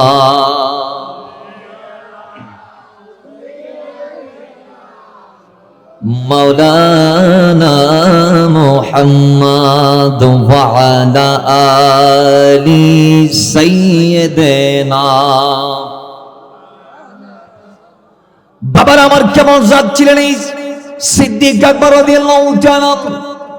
অবাক হয়ে যাবেন, আইয়ামে জাহেলিয়াত আল্লাহর নবীর অসংখ্য সাহাবায়ে কেরামরা মূর্তির সামনে গিয়েছে, মাথা ঝুঁকিয়েছে, উপাস্য হিসেবে মূর্তিদেরকে মেনেছে, তাদের কদমে ঝুঁকে সেজদা করেছে। আর সাইয়েদনা আলা হযরত বলছেন, বারেলিল কালান্দার বলছেন, তানজিহুল মাকানাতুল হায়দারিয়ার 13 নং পৃষ্ঠার মধ্যে সাইয়েদনা সিদ্দিক আকবর আল্লাহর নবীর নূরানি জবানে এমন ভাবে কবুল হয়েছেন, তিনি শুধু ইসলামে আসার পরে কবুল হন নাই, তিনি আসার আগেও কবুল ছিলেন। সুবহানাল্লাহ, জুড়ে বলেন কেমন ভাবে তিনি কবুল হয়েছিলেন। কয় সিদ্দিক আকবর ওই জাতে পাক যিনি আইয়ামে জাহেলিয়ায় কোনদিন মূর্তি পূজা করেন নাই, মদের বোতল হাতে নেন নাই। কিভাবে? কয় সিদ্দিক আকবর ছোট্ট বাচ্চা, আল্লাহর নবীর গোলাম এই সিদ্দিক আকবর কি তার পিতার সঙ্গে নিয়ে বুতখানায় গেলেন, মূর্তিখানায় গেলেন, নির্দেশ দিলেন, হাদিহি ইলাহাতুকা সুম্মুল উলাম ফাসজুদ লাহা। এই আমার সন্তান শুনে নাও, আমি আবু কাহাফা বলছি, এটাই আমাদের বড় মালিক, ইনি আমাদের প্রভু, ইনি হচ্ছে বড় খোদা, তুমি এর সেজদা করো। জোরে বলি নাউজুবিল্লাহ, আর একটু জোরে বলি নাউজুবিল্লাহ। বাবা ডাক দিয়ে বলেন, সন্তান সিদ্দিক আকবর কি বাপ ডাক দিয়ে বলেন, আবু বকর এই মূর্তির কদমে সেজদা করো, ইনি আমাদের মালিক, ইনি আমাদের খালিক, ইনি আমাদের বড় খোদা, ইনার কদমে তুমি লুটে পাও, সিজদা করো, সিজদায় লুটে পড়ো। সিদ্দিক আকবর বলে, আব্বাজান ঠিক আছে, আপনি একটু বাইরে যান, মূর্তির সাথে আমার কিছু কথা আছে, কথা শেষ করে এরপর আমি আমার কাজ করব, আপনার দায়িত্ব পালন করব, আপনার কথাকে মানার চেষ্টা করব। বাবা বাইরে গেলেন, সিদ্দিক আকবর এবার মূর্তির সাথে কথা বলে। সিদ্দিক আকবর ছোট্ট বাচ্চা, মাসুম বাচ্চাও এবার সিদ্দিক আকবর মূর্তিকে বলছেন, মূর্তি আমার বাবার চোখে তুমি বড় খোদা, দেখি তুমি কেমন বড় খোদা, আমি একটু চেষ্টা করব তোমার থেকে জানার, আমি তোমার কিছু সওয়াল করব, তুমি জবাব দিবা, আমি তোমার থেকে কিছু জানতে চেষ্টা করব, তুমি আমারে বলে দিবা, এবং কিছু জিনিস চাইবো, সেগুলা তোমার আমারে দিতে হবে। কিছু প্রশ্ন করবো, কিছু জিনিস চাইবো, এগুলো আদায় করতে হবে, পূরণ করতে হবে, জবাব দিতে হবে। সিদ্দিক আকবর এবার ডাক দিয়ে বলি, ইন্নী জাইউন ফাতরিমিনি, এই আমার বাবার খোদা, তুমি আমারে খাবার দাও, আমি ক্ষুধার্ত, আমার পেটে খাবার নাই, আমি তোমার কাছে খাবার চাই। ইন্নী জাইউন ফাতরিমিনি, আমি তোমার কাছে খাদ্য চাই, আমারে খাদ্য দাও। দেখে সিদ্দিক আকবর খাবার চাইলো, মূর্তি দিতে পারে নাই। সিদ্দিক আকবর বলে, আরেকটা সওয়াল করব, হয়তো আমার মূর্তির খাবার ফুরিয়ে গিয়েছে। সিদ্দিক আকবর বলে, দ্বিতীয় সওয়াল, ইন্নী আরিন ফাকসিনি, মূর্তি আমার বস্ত্র নাই, আমার পরার জন্য কাপড় নাই, তুমি আমারে কাপড় দাও। এই দুইটা জিনিস সিদ্দিক আকবর চেয়ে ফেলেছে। প্রথমটা চাইলো খাদ্য, দ্বিতীয়টা চাইলো বস্ত্র। দেখা গিয়েছে সেদিন মূর্তি খাবার দিতে পারে নাই, বস্ত্র দিতে পারে নাই, বাতো দিতে পারে নাই, কাপড় দিতে পারে নাই। এবার সিদ্দিক আকবর ডাক দিয়ে বলে, তুমি কিসের খোদা, তুমি কেমন প্রভু যিনি মানুষের ছাওয়াকে দিতে পারো না? মূর্তি, এরপরে যদি তুমি নিজেকে খোদা মনে করো, তাহলে আমি তোমার জন্য শেষ সুযোগ দিচ্ছি। ফাইন কুনতা ইলাহান ফামনা নাফসাক, আমি এই মুহূর্তে তোমারে হাত দিয়ে আঘাত করব। যদি তুমি আমার আঘাত থেকে নিজের বাঁচাইতে পারো, তাহলে আমি মনে করব তুমি খোদা। জোরে বলি। এখন সিদ্দিক আকবর বলিবে, হই ওয়া ফাতরে কান লই কি পাতু, এবার মসজিদে সিদ্দিক আকবর মূর্তি রে, খোদার কসম ফাতর মাইতে দেরি, এত মূর্তি বে বাঙ্গি সুর মারো কি। ফাইন কুনতা ইলাহান ফামনা নাফসাক, এরপরে যদি খোদা হয়ে থাকো, নিজেরে বাঁচাও। এখন মাইজুম তুই আর বাঁচাও দিবি, বাড়ি মসজিদে ফাতুর দি মসজিদে। সিদ্দিক আকবর আজ যদিও কোমল, যদিও বা আরহাম, যদিও বা রফিক, কিন্তু ইবেতুল সিদ্দিকিয়তর শক্তি আছে না নাই? কথা কোন ফরিব আছে না নাই? আছে। এবে যাইতে কোমল আদি মাইজে মুক্তি আর তিয়াই তাই ন পারিবে, জাররা জাররা গিয়ে ফুরিয়ে রে, বড় করি ফরন না। এবার আব্বা জান একটা বিরাট শব্দ শুনলেন, ইবে তো বাজি আসি দুইয়ের ভিতরে ঢুকিয়ে দেখেন দে খোদারে সিদ্দিক আকবর জুদা করে দিয়ে, বাপর খোদারে একেবারে শেষ করে দিই। এখন বাপা দফুদ কি করলি তুই, তোর তো আছি বাসা রাখতে না। সঙ্গে সঙ্গে বাফু দুরানি দিই, ফো দুন দিই, ফয়ে দুড়িয়ে খড়ে যাইব, খন না খড়ে যাইব নজানন বাপে দুরাইলে আর মার কাছে যাই দি, ইজারে মারে নজা ফেললাই। হ্যাঁ বউকে কতজন হাতে বলে চাই দিল আল্লাহ মারিও তৌফিক দান করো। হ্যাঁ বউ আনিবার ফরও যাবেন তো মারে রে, বউ আনিবার ফরও, কারণ পৃথিবীর জমিনে আপনার জন্য স্পেশাল দোয়ার ভান্ডার আপনার মা।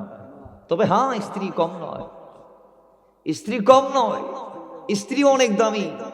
আল্লাহর এই জমিন আপনার জন্য আল্লাহ কর্তৃক দেয়া শ্রেষ্ঠ একটি হাদিয়া হচ্ছে স্ত্রী, যেটা হাদিসে পাকের ভাষ্য। কিন্তু মা তো মা, মায়ের কদমের নিচেই তো ভাই জান্নাত। জান্নাতের চেয়ে বড় হাদিয়া কি আল্লাহর বানাইছেনি? কথা কন না, কন না। এটা আল্লাহ আল্লাহ আর ফুজি হলো রে, মার কদম মুখিয়ে পড়তো দান করো। কিন্তু আজকের সমাজের হোয়াইন বহুমুখী মামুখী নয়। যদ্দুর খেদমত করে বিয়ের আগে, বিয়ের 3 মাসের মাথা ইতে 19-20 কই দেখছি আলাদা করে ফেলা, দেখছিল দিবেন দে বিয়াদা ফোনরে। যারা দেখছি আলাদা করতে চাইতেন আর দেখছি বাড়ি মারিবেন, এটার আর কইবেন তুই আর মুসলমান সমাজ তুই বাইরে একটা সমাজ গড়গই, যেটা তোর মতো জুদা খা দিতে লইতে হবি, তুই আর তাই পাচ্ছি না। কত বেয়া হল আর ফুজি হল যে বাফর দেয়া গরম মাঝেই দেখছি আলাদা করে খানা খা, অথচ গর গান হইতে বাফর দান। ঠিক কিনা মাতন না? ঠিক কিনা? কত বড় বেহায়া! ইতের জন্ম তো শুরু ওই সমস্ত অর্জন বেগিন মা বাপর। ঠিক কিনা? মা এসে 2 মাস দুধ খাবাইয়ে, মা 2 বছর দুধ খাবাইয়ে, 2 বছর দুধের দাম পরে দূরের কথা, প্রথম দুধের ফোঁটা যেটাকে শাল দুধ বলা হয়, যেটা দুধও নয় পানিও নয়, এটাই শাল দুধ। এই শাল দুধের একটা ফুটার বিনিময় সমস্ত সন্তানরাও যদি তাদের মাকে দিতে চাই দিতে পারবে না। মা এত বড় নিয়ামতের নাম, সুবহানাল্লাহ বড় করি ফরন। কিন্তু আজকের সমাজত আরা মার কদর করি পারিম না ভাই, মাতন ফুরিব পারিম নে। সমাজে মার কদর আছে নাই? আজকে বৃদ্ধাশ্রমে আমরা দেখতে পাচ্ছি কোটি কোটি টাকা যাদের ঘরে আছে বান্ডিলে বান্ডিলে, তাদের মা গোলায় বৃদ্ধাশ্রমে আছে। ঠিক না? তখন না ঠিক কি না? ঠিক আছে, আমি আমি আমি বলছি ঠিক আছে, আপনি আপনার মাকে বৃদ্ধাশ্রমে রাখছেন, আপনি বিনিময়ে আপনার লাভ কি? কিছু নাই, কোনো লাভ নাই। আপনি আপনার মাকে যদি এয়ার কন্ডিশনে এবং 24 ঘন্টা ডাক্তার চেক আপ এর ভিতর যদি আপনি রাখেন হাসপাতালে বারান্দায়, সেখানে আপনার মা যতটুকু সুস্থতা ফিল করবে না, আপনি সন্তানের সাথে থাকলে আপনার মা তার চেয়ে কোটি গুণ বেশি সুস্থতা ফিল করবে। কথা বলেন ঠিক কিনা? ধরে বলেন ঠিক কিনা? এটা আজকে আমাদের সন্তানরা বড়ই দুর্ভাগা। মারে মাসকালি রাখি গেছে, বউ ফোয়ালে ডাকা সরি করিয়ে ফ্লাইট বাসালো তাহলে তো বউ বললো যদি মামারও যদি ফেরতেন, হ্যাঁ তাহলে লাভ কি হইতে? একখানা করি 2 মিনিট এক শেষ করে দিন ইনশাআল্লাহ। এরপর আর বিষয় দেখছে আবার মামুরও যদি লজিক ফেরতেন লাভ কি হইতো? আঞ্চলিক ভাষা বুঝে দেখে পারে, বুঝি পেলাই আইন। আল্লাহর হাবিব সাহেব বলছেন, মা ওই মা সন্তান মার চেহারার দিকে একবার তাকাইলেই আল্লাহ একটি কবুল হজের সওয়াব দেয়। আর একটু জোরে বলেন। তাহলে আপনার মাটাকে যদি আপনি সঙ্গে করে ঢাকা নিয়ে যেতে পারতেন, আপনার মা আপনার ঘরে যদি থাকতো, আপনি সকালবেলা ঘুম থেকে উঠে আপনি চাকরিতে যাওয়ার আগে মাকে গিয়ে বলতেন, আসসালামু আলাইকুম মা, আমি যাচ্ছি, একবার মার চেহারার দিকে তাকাই, আপনি বলেছেন মা আমি যাচ্ছি, এই চাহনিতে আল্লাহ আপনাকে একটা কবুল হজের সওয়াব দিয়ে দিয়েছে। জোরের টাইম আপনি চাকরির থেকে ব্যাক করলেন, এটা গ্যারান্টি সহকারে, ইবে কি সহকারে? গ্যারান্টি সহকারে। অজগরি এর কবল কিনা গ্যারান্টি নাই, কিন্তু মার চেহারা চাইলি একখান কবল হজের সবই আর গ্যারান্টি আছে। সাবেকরাম এরই পরিপ্রেক্ষিতে হইয়া রাসূলুল্লাহ যদি 12 বার চাই, 2 বার চাই, 3 বার চাই, 4 বার চাই, আর নবী বলতে যতবার চাইবা ততবার কবুল হজের সওয়াব। আরো বড় করে কোন তো 2 জায়রে ভাত খাবার ফাতম মাঝে মা ফুয়া বগুন বউ যদি একসাথে ভাত খাবার সুযোগ হইতো, ফুয়া মারিক কেসার মা ফুয়ারিক কেসার, ফুয়া মার তুলিদের মা ফুয়ার তুলিদের, এক মা সন্তান একই টেবিলত বই, পাশাপাশি বই, একজনের চেয়ার আরেকজন চেয়ার গড়ি গড়ি আদান প্রদান গোড়ের খাবার, এই প্রতি নজরে নজরে কবুল হজর সওয়াব দেন। দেখুন আরেকখান আসতে আমার মনে দেন, মাই বেড়ে মাসকালি গন্ডা মারা, ইবেরে মাসকালি গুনাগুড়ি ফেলাই, এরে যদি বউ ফোয়ালে কক্সবাজার যাইলই, বউ ফোয়ালে বান্দরবন যাইলই, বউ ফোয়ালে ঢাকা পোস্টিং হইলি, এড়ে যাইলই, মারা করে রাখি গেলি হজর সোয়াবিন পাইবেন না বা হতাখন পাইবেন না। গোড়া দুনিয়াত মসজিদ বাঁধি দিও, কিন্তু মারে রাজি রাখি না ফারন আল্লাহর হাবিব বলতে জান্নাত নাই, ওমা জান্নাতুকা ওয়া নারুকা, মা বাপ খুশি হইলে জান্নাত দিয়ে ফেলে দে, নইলি জাহান্নাম, নইলে কি এবং ফাইনাল জান্নাত ইনদা রিজলাই বলে আল্লাহ রাসূল বলে দিয়েছেন, মার কদমের নিচেই সন্তানের বেহেশত। নবীজি বলছেন ইন্নাল জান্নাতা তাহাতা কদামিল উম্মাহাত, মার কদমের নিচে সন্তানের বেহেশত। মাথায় রাখবেন, আল্লাহ মানার তৌফিক দান করুন। আর জোরে বলেন। বাবার আমার সিদ্দিক আকবর সেই মায়ের আঁচলের নিচে চলে গেলেন। বাবা সিদ্দিক আকবরকে মার দেওয়ার জন্য দৌড়ানি দিলেন। সিদ্দিক আকবরও বাঁচার জন্য দৌড় দিলেন। দৌড়তে দৌড়তে মার কদম আসল নিয়ে নিজেকে আবৃত করলেন। মা ডাক দিয়ে বলে, আবু কুহাফা, আমার সন্তানকে কেন মারছো? আমি জানতে চাই। সিদ্দিক আকবরের মা যখন এই কথা বলেছে, সিদ্দিক আকবর আব্বাজান উত্তর দিচ্ছে, তোমার সন্তানকে আমারে দিয়ে দাও, আমি তারে শেষ করে দিব। এই স্বামী কি বলছো? কেন কেন আমার সন্তানকে মারবা? আমি জানতে চাই, আমি জানতে চাই, আমি জানতে চাই। সিদ্দিক আকবরের মা যখন এই কথা বলেছে, আব্বাজান উত্তর দিচ্ছে, আমার স্ত্রী শুনে নাও, আমি তোমার সন্তানকে নিয়ে আমার অমুক বুতখানার মধ্যে গিয়েছিলাম। সেখানে মূর্তির সামনে দাঁত ঘুরিয়ে দিয়ে আমি বলেছি, হাযিহি লাহাতুকাসসুমুল উলা ফাসজুদ লাহা, ইনি বড় মালিক আমাদের, ইনার কদমে তুমি লুটে যাও, সিজদা দাও। আমি বলেছি সিজদা দেওয়ার জন্য, সে সিজদা না দিয়ে মূর্তিকে ভেঙে ফেলেছে। সে মূর্তিকে কেমনে ভাঙতে পারে? এটা আমাদের খোদা, এজন্য মারবো। সিদ্দিক আকবরের মা বলতেছে, স্বামী খবরদার, আর ফুয়া হরণ নেই ন করে বড় করি বলুন, আর ফুয়া হরণ তো কেনে জানুন নাই ন করে খোদাই জানি দেন দিলে কেনে খোদে এনে আর ফুয়াইবে যেদিন আর ফেরত দুনিয়া তাগির আর খেদমত করি বেলা কি অনু আসিল আল্লাহ জান্নাত তুন রমণীয় ফাটাই দিয়ে লম্বা লম্বা উনায় আর খেদমত করছি এবং গায়ব তুন আবাদাইছি। এই আর বন্দেনি তুই সন্তুষ্ট হইছো, খুশি হইছো, কেয়া তোমার ফেরত দি আই হেন কো জাত ফাটাই দি জিবে জমিনত যাই আর নবীর গোলামি করিব, ইবের জমিনের নামে বোধে আতিক বড় করি ফরন সুবহানাল্লাহ। এবং বে জাহান্নামের নতুন মুক্তি হরণ নাই গরিব নফারে বড় করি ফরন সুবহানাল্লাহ। তাহলে সিদ্দিক আকবরের মা দায়িত্বহীন কণ্ঠে বলে, আমার সন্তান অন্যায় করতে পারে, জোরে বলি অন্যায় করতে পারে, আরো জোরে বলি অন্যায় করতে পারে। তো যিনি ছোট্ট বেলা থেকে কোনো অন্যায় করে নাই, মূর্তির সামনে মাথা ঝোঁকাই নাই, মদের গ্লাস হাতে নেই নাই, কোনো অন্যায় করে নাই, তিনার নাম সিদ্দিক আকবর। কিন্তু আজকে আমরা খারা এখন কি আইয়ামে জাহেলিয়া আছে? কথা কোন না আছে না, কিন্তু আমাদের ঘরের ভিতরে আছে, আমাদের সমাজ আছে, যুগ চলে গেছে, জাহেলিয়ার দিন দূর হয়েছে, কিন্তু জাহেলিয়ত আমাদের অন্তরের ভিতরে রয়ে গিয়েছে। কথা ঠিক কিনা জুড়ে বলে? সমাজে কি আজকে কেউ শান্তিতে আছে? যত প্রতিবেশী আছে আপনি যাই জিজ্ঞেস করেন, এই যে হবো না আইতে তো দেরাত পায়, ওইতে ওই সাইডে যে আছে কদিতে আইতে তো একাত পায়, এইতে তো বুঝালো লিতে আরে মারে খা, উইতে তো বুঝালো লিতে আরে মারে খা, ইতে খদ দিতে আরে জুলুম করে, উইতে খদ দিতে আরে জুলুম করে, ঠিক কিনা? তাহলে আজকের সমাজে শান্তি কোথাও আছে? আজকে মার কোলের শিশু নিরাপদ নয়, দেখা যাচ্ছে শিশু সন্তানদেরকে মা জবাই করে দিচ্ছে ফরকিয়া ফ্রেমে ধরা খাওয়ার কারণে, ঠিক কিনা? শিশু দূরের কথা, 18 বছরের বাচ্চারে মাপ দেয় নাই ফটিকছড়িতে, আমাদের চট্টগ্রামের ঘটনা। কোথায় আসে?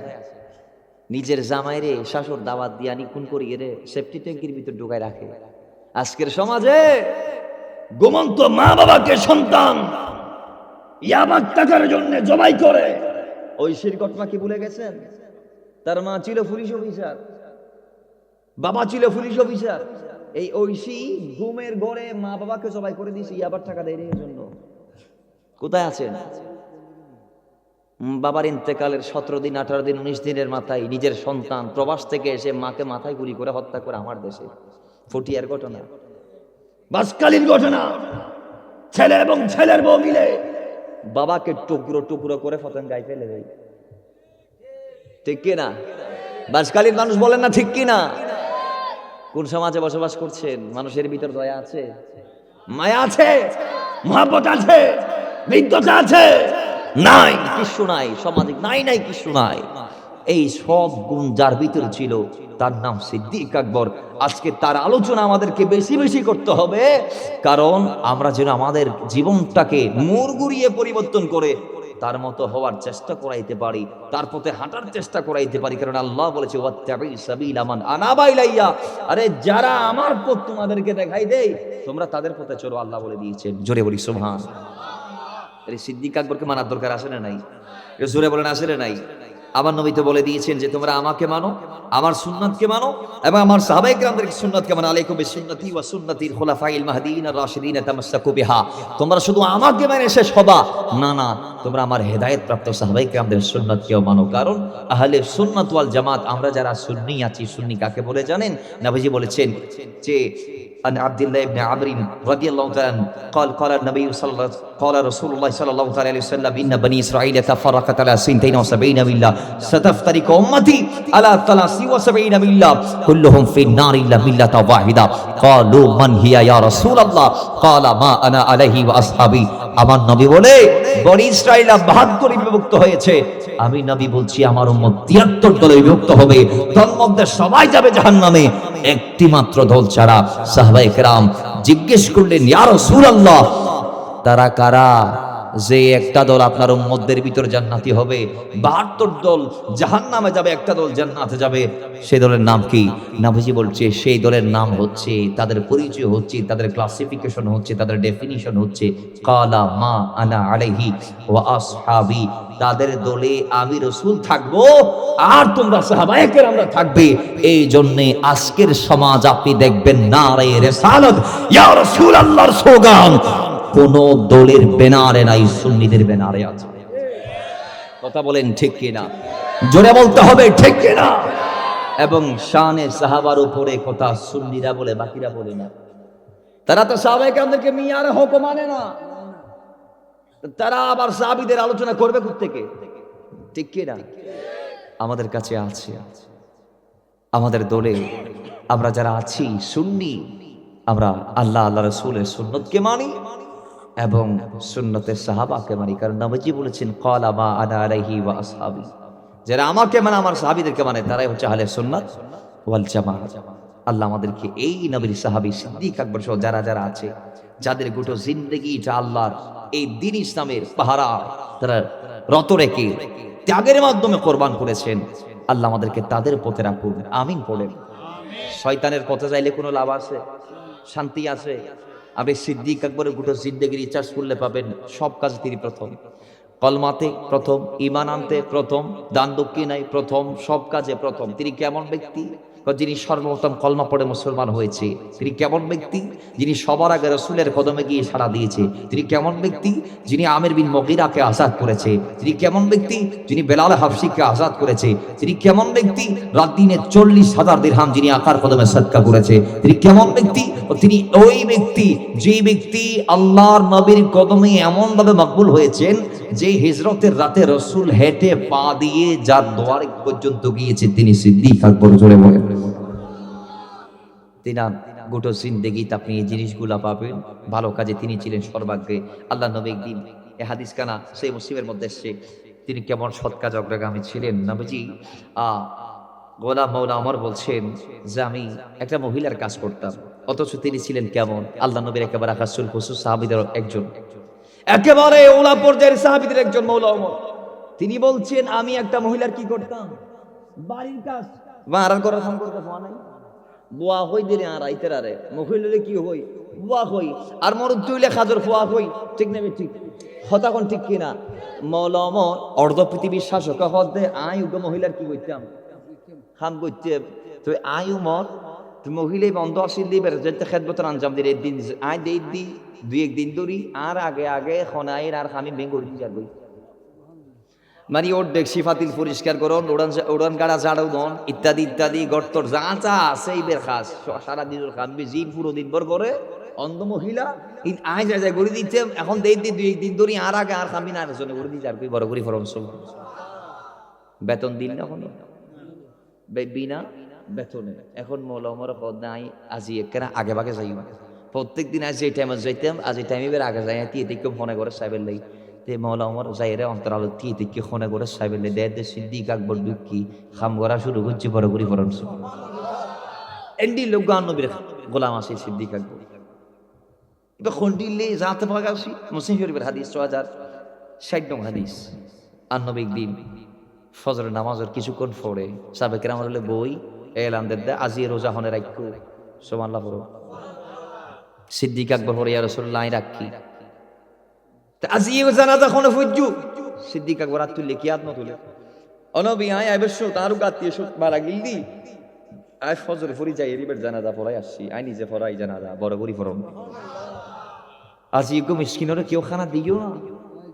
আর নবীর গোলাম সিদ্দিক আকবর আত্মরি হদে আর রাসূলুল্লাহ আই এখন কেন ফজর শুরু হইয়ে কিছুক্ষণ হইয়ে এর ভিতর তুমি কেন এখাম করি ফেলে তাইলে ইয়া রাসূলুল্লাহ সাথে করে তো বাইরে আই দেদি আর দরজার সামনে গপতিকা এর হাত বাড়াই দিয়ে ও আবু বকর আর কেন আল্লাহ রাস্তা কিছু দর না খাবেলেই হদাই দূর মাঝি লগে লগে আর বাড়ির ভিতরে আই যায় এর দেদি আর আব্দুর রহমান গরু উঠিল এর গাল ঢুকাই দিব আত লইয়া খাবেলেই আই আব্দুর রহমান আর তুতুন অর্থাৎ আর ফোয়ারা তুতুন রুটিও খারিলে হই দফুত তুই তোমার মাতুন যায় আর গরু উঠিল আই বেক না সৎকা গই জুম বড় করি পড়বে। সেই সিদ্দিক আকবর তিনি বলে ইয়া রাসূলুল্লাহ আমি আজকে একজন মিসকিনকে খাবার দিয়েছি। 4 নং আজকে কোন বান্দা আছো যে রোগীর সেবা করে এসেছো? সিদ্দিক আকবর হাত তুলে বলে ইয়া রাসূলুল্লাহ এই মাত্র আই দিয়ে রোগীর সেবা করি বড় করি পড়ব। তারপর নবীজি বলছেন যার ভিতরে এত গুণ আছে তিনিই তো জান্নাতি বড় করে বলেন। আমাদের ভিতরে আনার দরকার আছে না নাই? জোরে বলেন আছে না নাই? আমাদের দানের মন মানসিকতা আনতে হবে, মুস্তাফার জন্য দিতে হবে।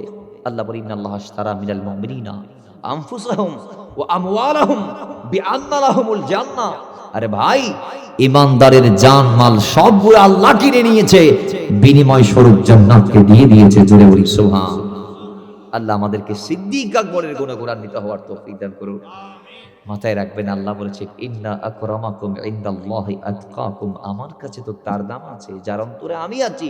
সিদ্দিক আকবরের জীবনী দেখলে আপনি দেখবেন সিদ্দিক আকবর একটা কদমও আল্লাহর ভয় ছাড়া তিনি দেন নাই। আর একটু জোরে বলেন। এবং আল্লাহ নবীর গোলামদের ভিতরে শ্রেষ্ঠ গোলাম ছিলেন, শ্রেষ্ঠ মুত্তাকি ছিলেন সিদ্দিকে আকবর। দিতে দিতে সব দিয়েছে, সব সময় রসুলের সাথে ছিল, যার দরুন আজকেও রসুলে আরবির সাথে থাকার সুযোগ হয়েছে। আকীদা ছিল এবং আমি ইন্তেকাল করব, আমার কফিনটা যাবে মদিনায় তায়েবায়, রসুল আরবির গুম্বদে হাজরার নিচে যাবে, দরজার পাশে থাকবে, দরজা যদি খুলে কাফনটা ভিতরে যাবে, নিয়ে যাওয়ার পরে তোমরা আমার নবীর থেকে জানতে চাইবে ইয়া রাসূলুল্লাহ গোলামকে আপনার পাশে এনেছি, আপনি বলেন কি করতে পারি, আমার নবী যা বলে তোমরা সেভাবেই আমাকে দাফন করে দিবা। যেই কথা সেই কাছে ইন্তেকালের পরে কাফন নিয়ে দরজায় যখন গেলেন, হুজরার দরজা খুলে গিয়েছে। আমার নবীর পাশে গিয়ে সাহাবায়ে কেরামরা জিজ্ঞেস করছেন ইয়া রাসূলুল্লাহ ও মদিনাওয়ালা গোলামকে তো আপনার কদমে এনেছি, কি করতে পারি, কোথায় দাফন করব? রওজা মুবারক থেকে আওয়াজ এসেছে আদহিলুল হাবিব ইলাল হাবিব, বন্ধুকে বন্ধুর সাথে মিলিয়ে দাও। জোরে বলে। আজকেও আছে, কাল কিয়ামতও থাকবে, পরশু জান্নাতে রাসূলের সাথে থাকবে। আল্লাহ আমাদেরকে সেই সিদ্দিক আকবরের সাথী হওয়ার তৌফিক দান করুন। সেই সিদ্দিক আকবর বলছে মিলাদুন নবী কারীরা যারা আদা করে মিলাদুন নবী মান আনফাকা দিরহামান আলা কিরাআতিন মাউলুদিন নবী সাল্লাল্লাহু আলাইহি ওয়াসাল্লাম কারা রাফিকি ফিল জান্নাহ, যারা মিলাদুন নবীর জন্য মাল খরচ করো জান্নাতে তোমরা আমার সাথে থাকবা, তোমাদের জিম্মাদার আমি। আল্লাহ আমাদেরকে সিদ্দিক আকবরের নেক নজর দান করুন। মাথায় রাখবেন এমন গুণে মানে উন্নত একজন জাতের নাম সিদ্দিক আকবর, যার পেছনে ইমামুল আম্বিয়া ইক্তেদা করে নামাজ পড়েছেন, তার দাম অসংখ্য অগণিত, তার দারাজাত অনেক ঊর্ধ্বে। আল্লাহ সেই মহান হাস্তির ফয়জ ও বারাকাত আমাদেরকে নসিব করুন। আমিন পড়ি। اللهم آمين. الحمد لله رب العالمين والعاقبة للمتقين والصلاة والسلام على أكرم الأولين والآخرين وعلى آله وصحبه أجمعين. ربنا ظلمنا أنفسنا وإن لم تغفر لنا وترحمنا لنكونن من الخاسرين. ربنا آتنا في الدنيا حسنة وفي الآخرة حسنة وقنا عذاب النار. اللهم ائتنا في الدنيا حسنة وفي الآخرة حسنة وقنا عذاب النار اللهم رب ارحمهما كما ربياني صغيرا إلهنا نبي الله مولاي كريم আল্লাহ বাসকালী আল্লাহ গুনাহগারী 2 নং ওয়ার্ডে বসে মাওলাই করিম তোমার গোলামদেরকে নিয়ে আমি গুনাহগার এতক্ষণ অবধি আল্লাহ কোরআন ও হাদিসের চর্চা করেছি সিদ্দিক আকবরের সম্মান নিয়ে আল্লাহ সর্বোপরি তোমার হাবিবে কিবরিয়া আকদরুস সালামের হাদিয়া দি জিয়ারত ফাতিহা শেষ করে ইস্তিগফার শেষ করে আল্লাহ রহমতের আশাই দয়ালাভের আশাই গুনাহ মাফের আশাই আল্লাহ মকবুল বানার আশাই জাহান্নাম থেকে জান্নাতি হওয়ার আশাই আল্লাহ দুটি হাত সবার তরফ থেকে তুলে দিয়েছি মালিক আজকের এই ভরা মজলিসে যার হাতকে তোমার শাহী দরবারে মকবুল মনে হয়েছে সেই মকবুল হাতের ওসিলায় আল্লাহ আমাদের প্রত্যেকের হাত দুআ মুনাজাত ফরিয়াদ কবুল আর মঞ্জুর করে নাও ইলাহুল আলামিন ফরিয়াদ করছি আল্লাহ মওলাই করিম আল্লাহ আজকের এই হাদিয়া তোমার হাবিব কিবরিয়ার দরবারে পৌঁছিয়ে দাও तमाम নবী রাসূলের দরবারে পৌঁছিয়ে দাও সাহাবায়ে কিরাম তাবিঈন কিরাম তবে তাবিঈন কিরামদের দরবারে পৌঁছিয়ে দাও আল্লাহ তোমার মাহবুব ওলি কামিল যারা জমিনে এসে খিদমত করে বেঁধে নিয়েছে মালিক তাদের নামে নামে পৌঁছিয়ে দাও ইলাহুল আলামিন ফরিয়াদ করছি আল্লাহ ও মালিক আল্লাহ দুনিয়ার জমিনে যারা আমাদের আগে খিদমত করার জন্য এসেছে খিদমত করে বিদায় নিয়েছে জামি মুসলিমিন মুসলিমাত মরহুম মরহুমাত আল্লাহ বিশেষ করে আমাদের মেহেরবান মা মেহেরবান বাবা মেহেরবান দাদা মেহেরবান দাদি মেহেরবান নানা মেহেরবান নানি আল্লাহ পন্দের ভিতর আমরা যাদেরকে হারাইলাম আল্লাহ রে জানি না কার মা কষ্টে আছে কবরে জানি না কার বাবা কষ্টে আছে কবরে আল্লাহ 3 এবং 5টি কাফনের কাপড় ছাড়া কিছু দিতে পারি নাই আল্লাহ এমন না কবরের পার থেকে গিয়ে আমরা জিজ্ঞেস করতে পারছি মা কেমন আছো তোমার জন্য জান্নাতের নিয়ামতের ব্যবস্থা হয়েছে কিনা প্রশ্ন করার সুযোগ নাই প্রশ্ন করলে উত্তর আসবে না আল্লাহ ওই মনামন টুনাটুন মাটির নিচে আল্লাহ মাটি চাপা নিয়ে যারা শুয়ে আছে অন্ধকার মাটির করে যারা চিরস্থায়ী ভাবে চিরনিদ্রায় শায়িত আছে আল্লাহ ওই আমাদের মেহেরবান মা বাবার কবরকে জান্নাতুল ফেরদাউসে আলার মাকান তুমি বানিয়ে দাও ইলাহুল আলামিন ফরিয়াদ করছি আল্লাহ অমনিত আল্লাহ আমাদের পার্শ্বস্থ অনেক কবরস্থান আছে জমিনের চতুর্দিকে কবরস্থান আল্লাহ আমাদের মুসলিম ভাই বোন গুলা শুয়ে আছে আল্লাহ প্রত্যেক কবরস্থানের মধ্যে নেককার বদকার রাই মিলেমিশে আছে আল্লাহ দুনিয়ার এই জমিনে যত নেককার আছে তাদের ওসিলাই বদকারদের কবরকে শান্তিময় করে দাও ফরিয়াদ করছি আল্লাহ আল্লাহ আমাদের যাদের করে মা এখনো আছে তাদের হায়াতের মধ্যে বারাকা নসিব করে দাও যাদের করে বাবা আছে হায়াতের মধ্যে বরকত দান করে দাও আপনি যাদের মা অসুস্থ সেবা দিয়ে দাও যাদের বাবা অসুস্থ কোরআনের সাদেকায় সেবা দিয়ে দাও আল্লাহ বিশেষ করে আফজল আমির চৌধুরী বাড়ির হেলাল উদ্দিনের ছোট ভাই মিশুর সুস্থতা কামনায় দোয়া চেয়েছে সালাদিন মোহাম্মদ মিশুকে তুমি সুস্থতা দান করে দাও ইলাহুল আলামিন ফরিয়াদ করছি আল্লাহ অমরিদ এরকম অনেক নাম আল্লাহ আমরা দিতে পারি নাই মনে মনে জপতেছি কারো ভাই কারো বাবা কারো মা কারো সন্তান কারো স্ত্রী আল্লাহ কারো বন্ধু বান্ধব আত্মীয় স্বজন আল্লাহ যত অসুস্থ ভাই বারাদার আমাদের আছে যত অসুস্থ আপনজন আল্লাহ আমাদের সমাজে আছে আল্লাহ কোরআনের সাদাকায় সাহেব কোরআন নবীজির সাদাকায় তাদেরকে শাফায়ে কুল্লে আজলা কামেলা তামা নসিব করে দাও ইলাহুল আলামিন ফরিয়াদ করছি আল্লাহ পর্দার মা বোনগুলারে কবুল করে নাও আল্লাহ তাদেরকে পর্দা নসিব বানিয়ে দাও আল্লাহ তাদেরকে স্বামীর খাদেমা বানিয়ে দাও শাশুড়ের খাদেমা বানিয়ে দাও আল্লাহ তাদেরকে পর্দানসীন হয়ে আবেদা সালেহা তৈবা তাগরা শাকরা বাকিরা রাকিয়া সাজদা হয় আল্লাহ জান্নাতুল ফেরদৌস তাদের আল্লাহ নসিবের মধ্যে জুটিয়ে দাও আমুনি ফরিয়াদ করছি আল্লাহ আমার ছেলেগুলারে কবুল করে নাও আল্লাহ আমাদের প্রত্যেকের ঘরের মধ্যে যে সমস্ত ছেলে মেয়েগুলো আছে প্রত্যেকের হায়াতে রিজিকে ইজ্জতে বুদ্ধিতে বরকত দান করে দাও জগৎ শ্রেষ্ঠ শিক্ষিত বানিয়ে দাও আল্লাহ বার্ষিক পরীক্ষা অনেক প্রতিষ্ঠানে হয়ে গিয়েছে, আল্লাহ তাদের সামনে রেজাল্ট আজিম ও শান কামিয়াবি সবাইকে দান করে দাও। দেশ জাতি মাযহাব মিল্লাত সুন্নিয়তের খাদেম হিসেবে সবাইকে কবুল করে নাও। আল্লাহ দেশের আল্লাহ উন্নয়ন আমাদের সন্তানদেরকে অবদান রাখার তৌফিক দান করো।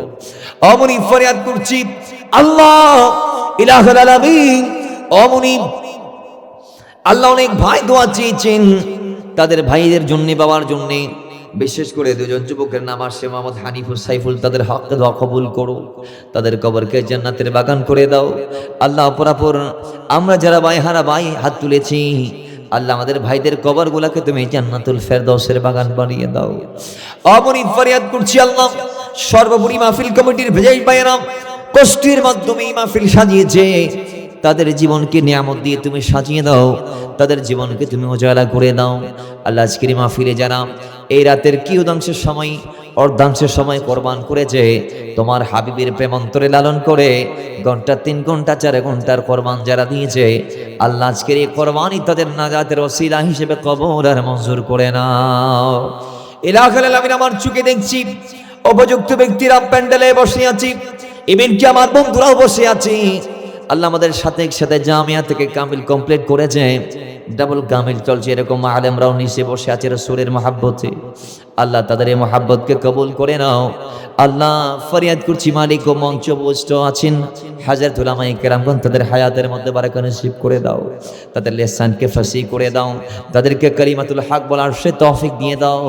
আল্লাহ আলেমগঞ্জ জাতির রাহবারগঞ্জে হাত তুলে দিয়েছে, আল্লাহ তাদের হায়াতের রিজিক ইজ্জতে আজমতে খেদমতে বারাকা নসিব করে দাও। আল্লাহ জনপ্রতিনিধিরা হাত তুলে দিয়েছি, জনপ্রতিনিধিদের হাতকে কবুল করে নাও।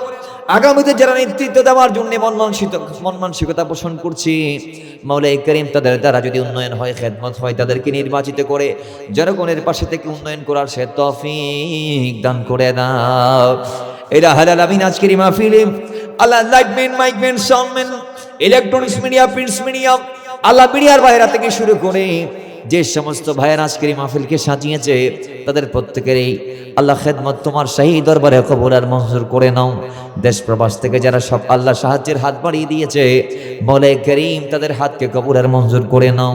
আল্লাহরে ফরিয়াদ করছি সর্বোপরি আজকের মাহফিলের সম্মানিত শ্রোতা মণ্ডলী যারা আজকের মাহফিলকে সাজিয়ে দিয়েছে, এসে বসে খেদমতের মাধ্যমে আল্লাহ তাদের জিন্দেগিকে তুমি নিয়ামতের মাধ্যমে সাজিয়ে দাও, তাদের ইহকাল পরকালের সমস্ত মুসিবত ভেড়া তুমি পার করিয়ে দাও। ইলাহুল আলামিন সর্বোপরি একদিন আমাদেরকে এই জমিন ছাড়তে হবে, মৃত্যুর ডাক যখন আমাদের দুয়ারে সেনারা দিবে, যে আমাদের বাবা দাদারা চলে গিয়েছে আমাদেরকে সেইভাবে যখন চলে যেতে হবে, জমিন ছাড়ার ডাক আসার আগে আগে আমাদেরকে তওবা করে কালমা পড়ে তায়েব হয়ে আবেদ হয়ে জাহেদ হয়ে তোমার নবীর গোলাম হয়ে মৃত্যুর জন্য প্রস্তুতি গ্রহণ করার সে তৌফিক তুমি দান করে দাও। कि मैं कब्रे अंधेरी में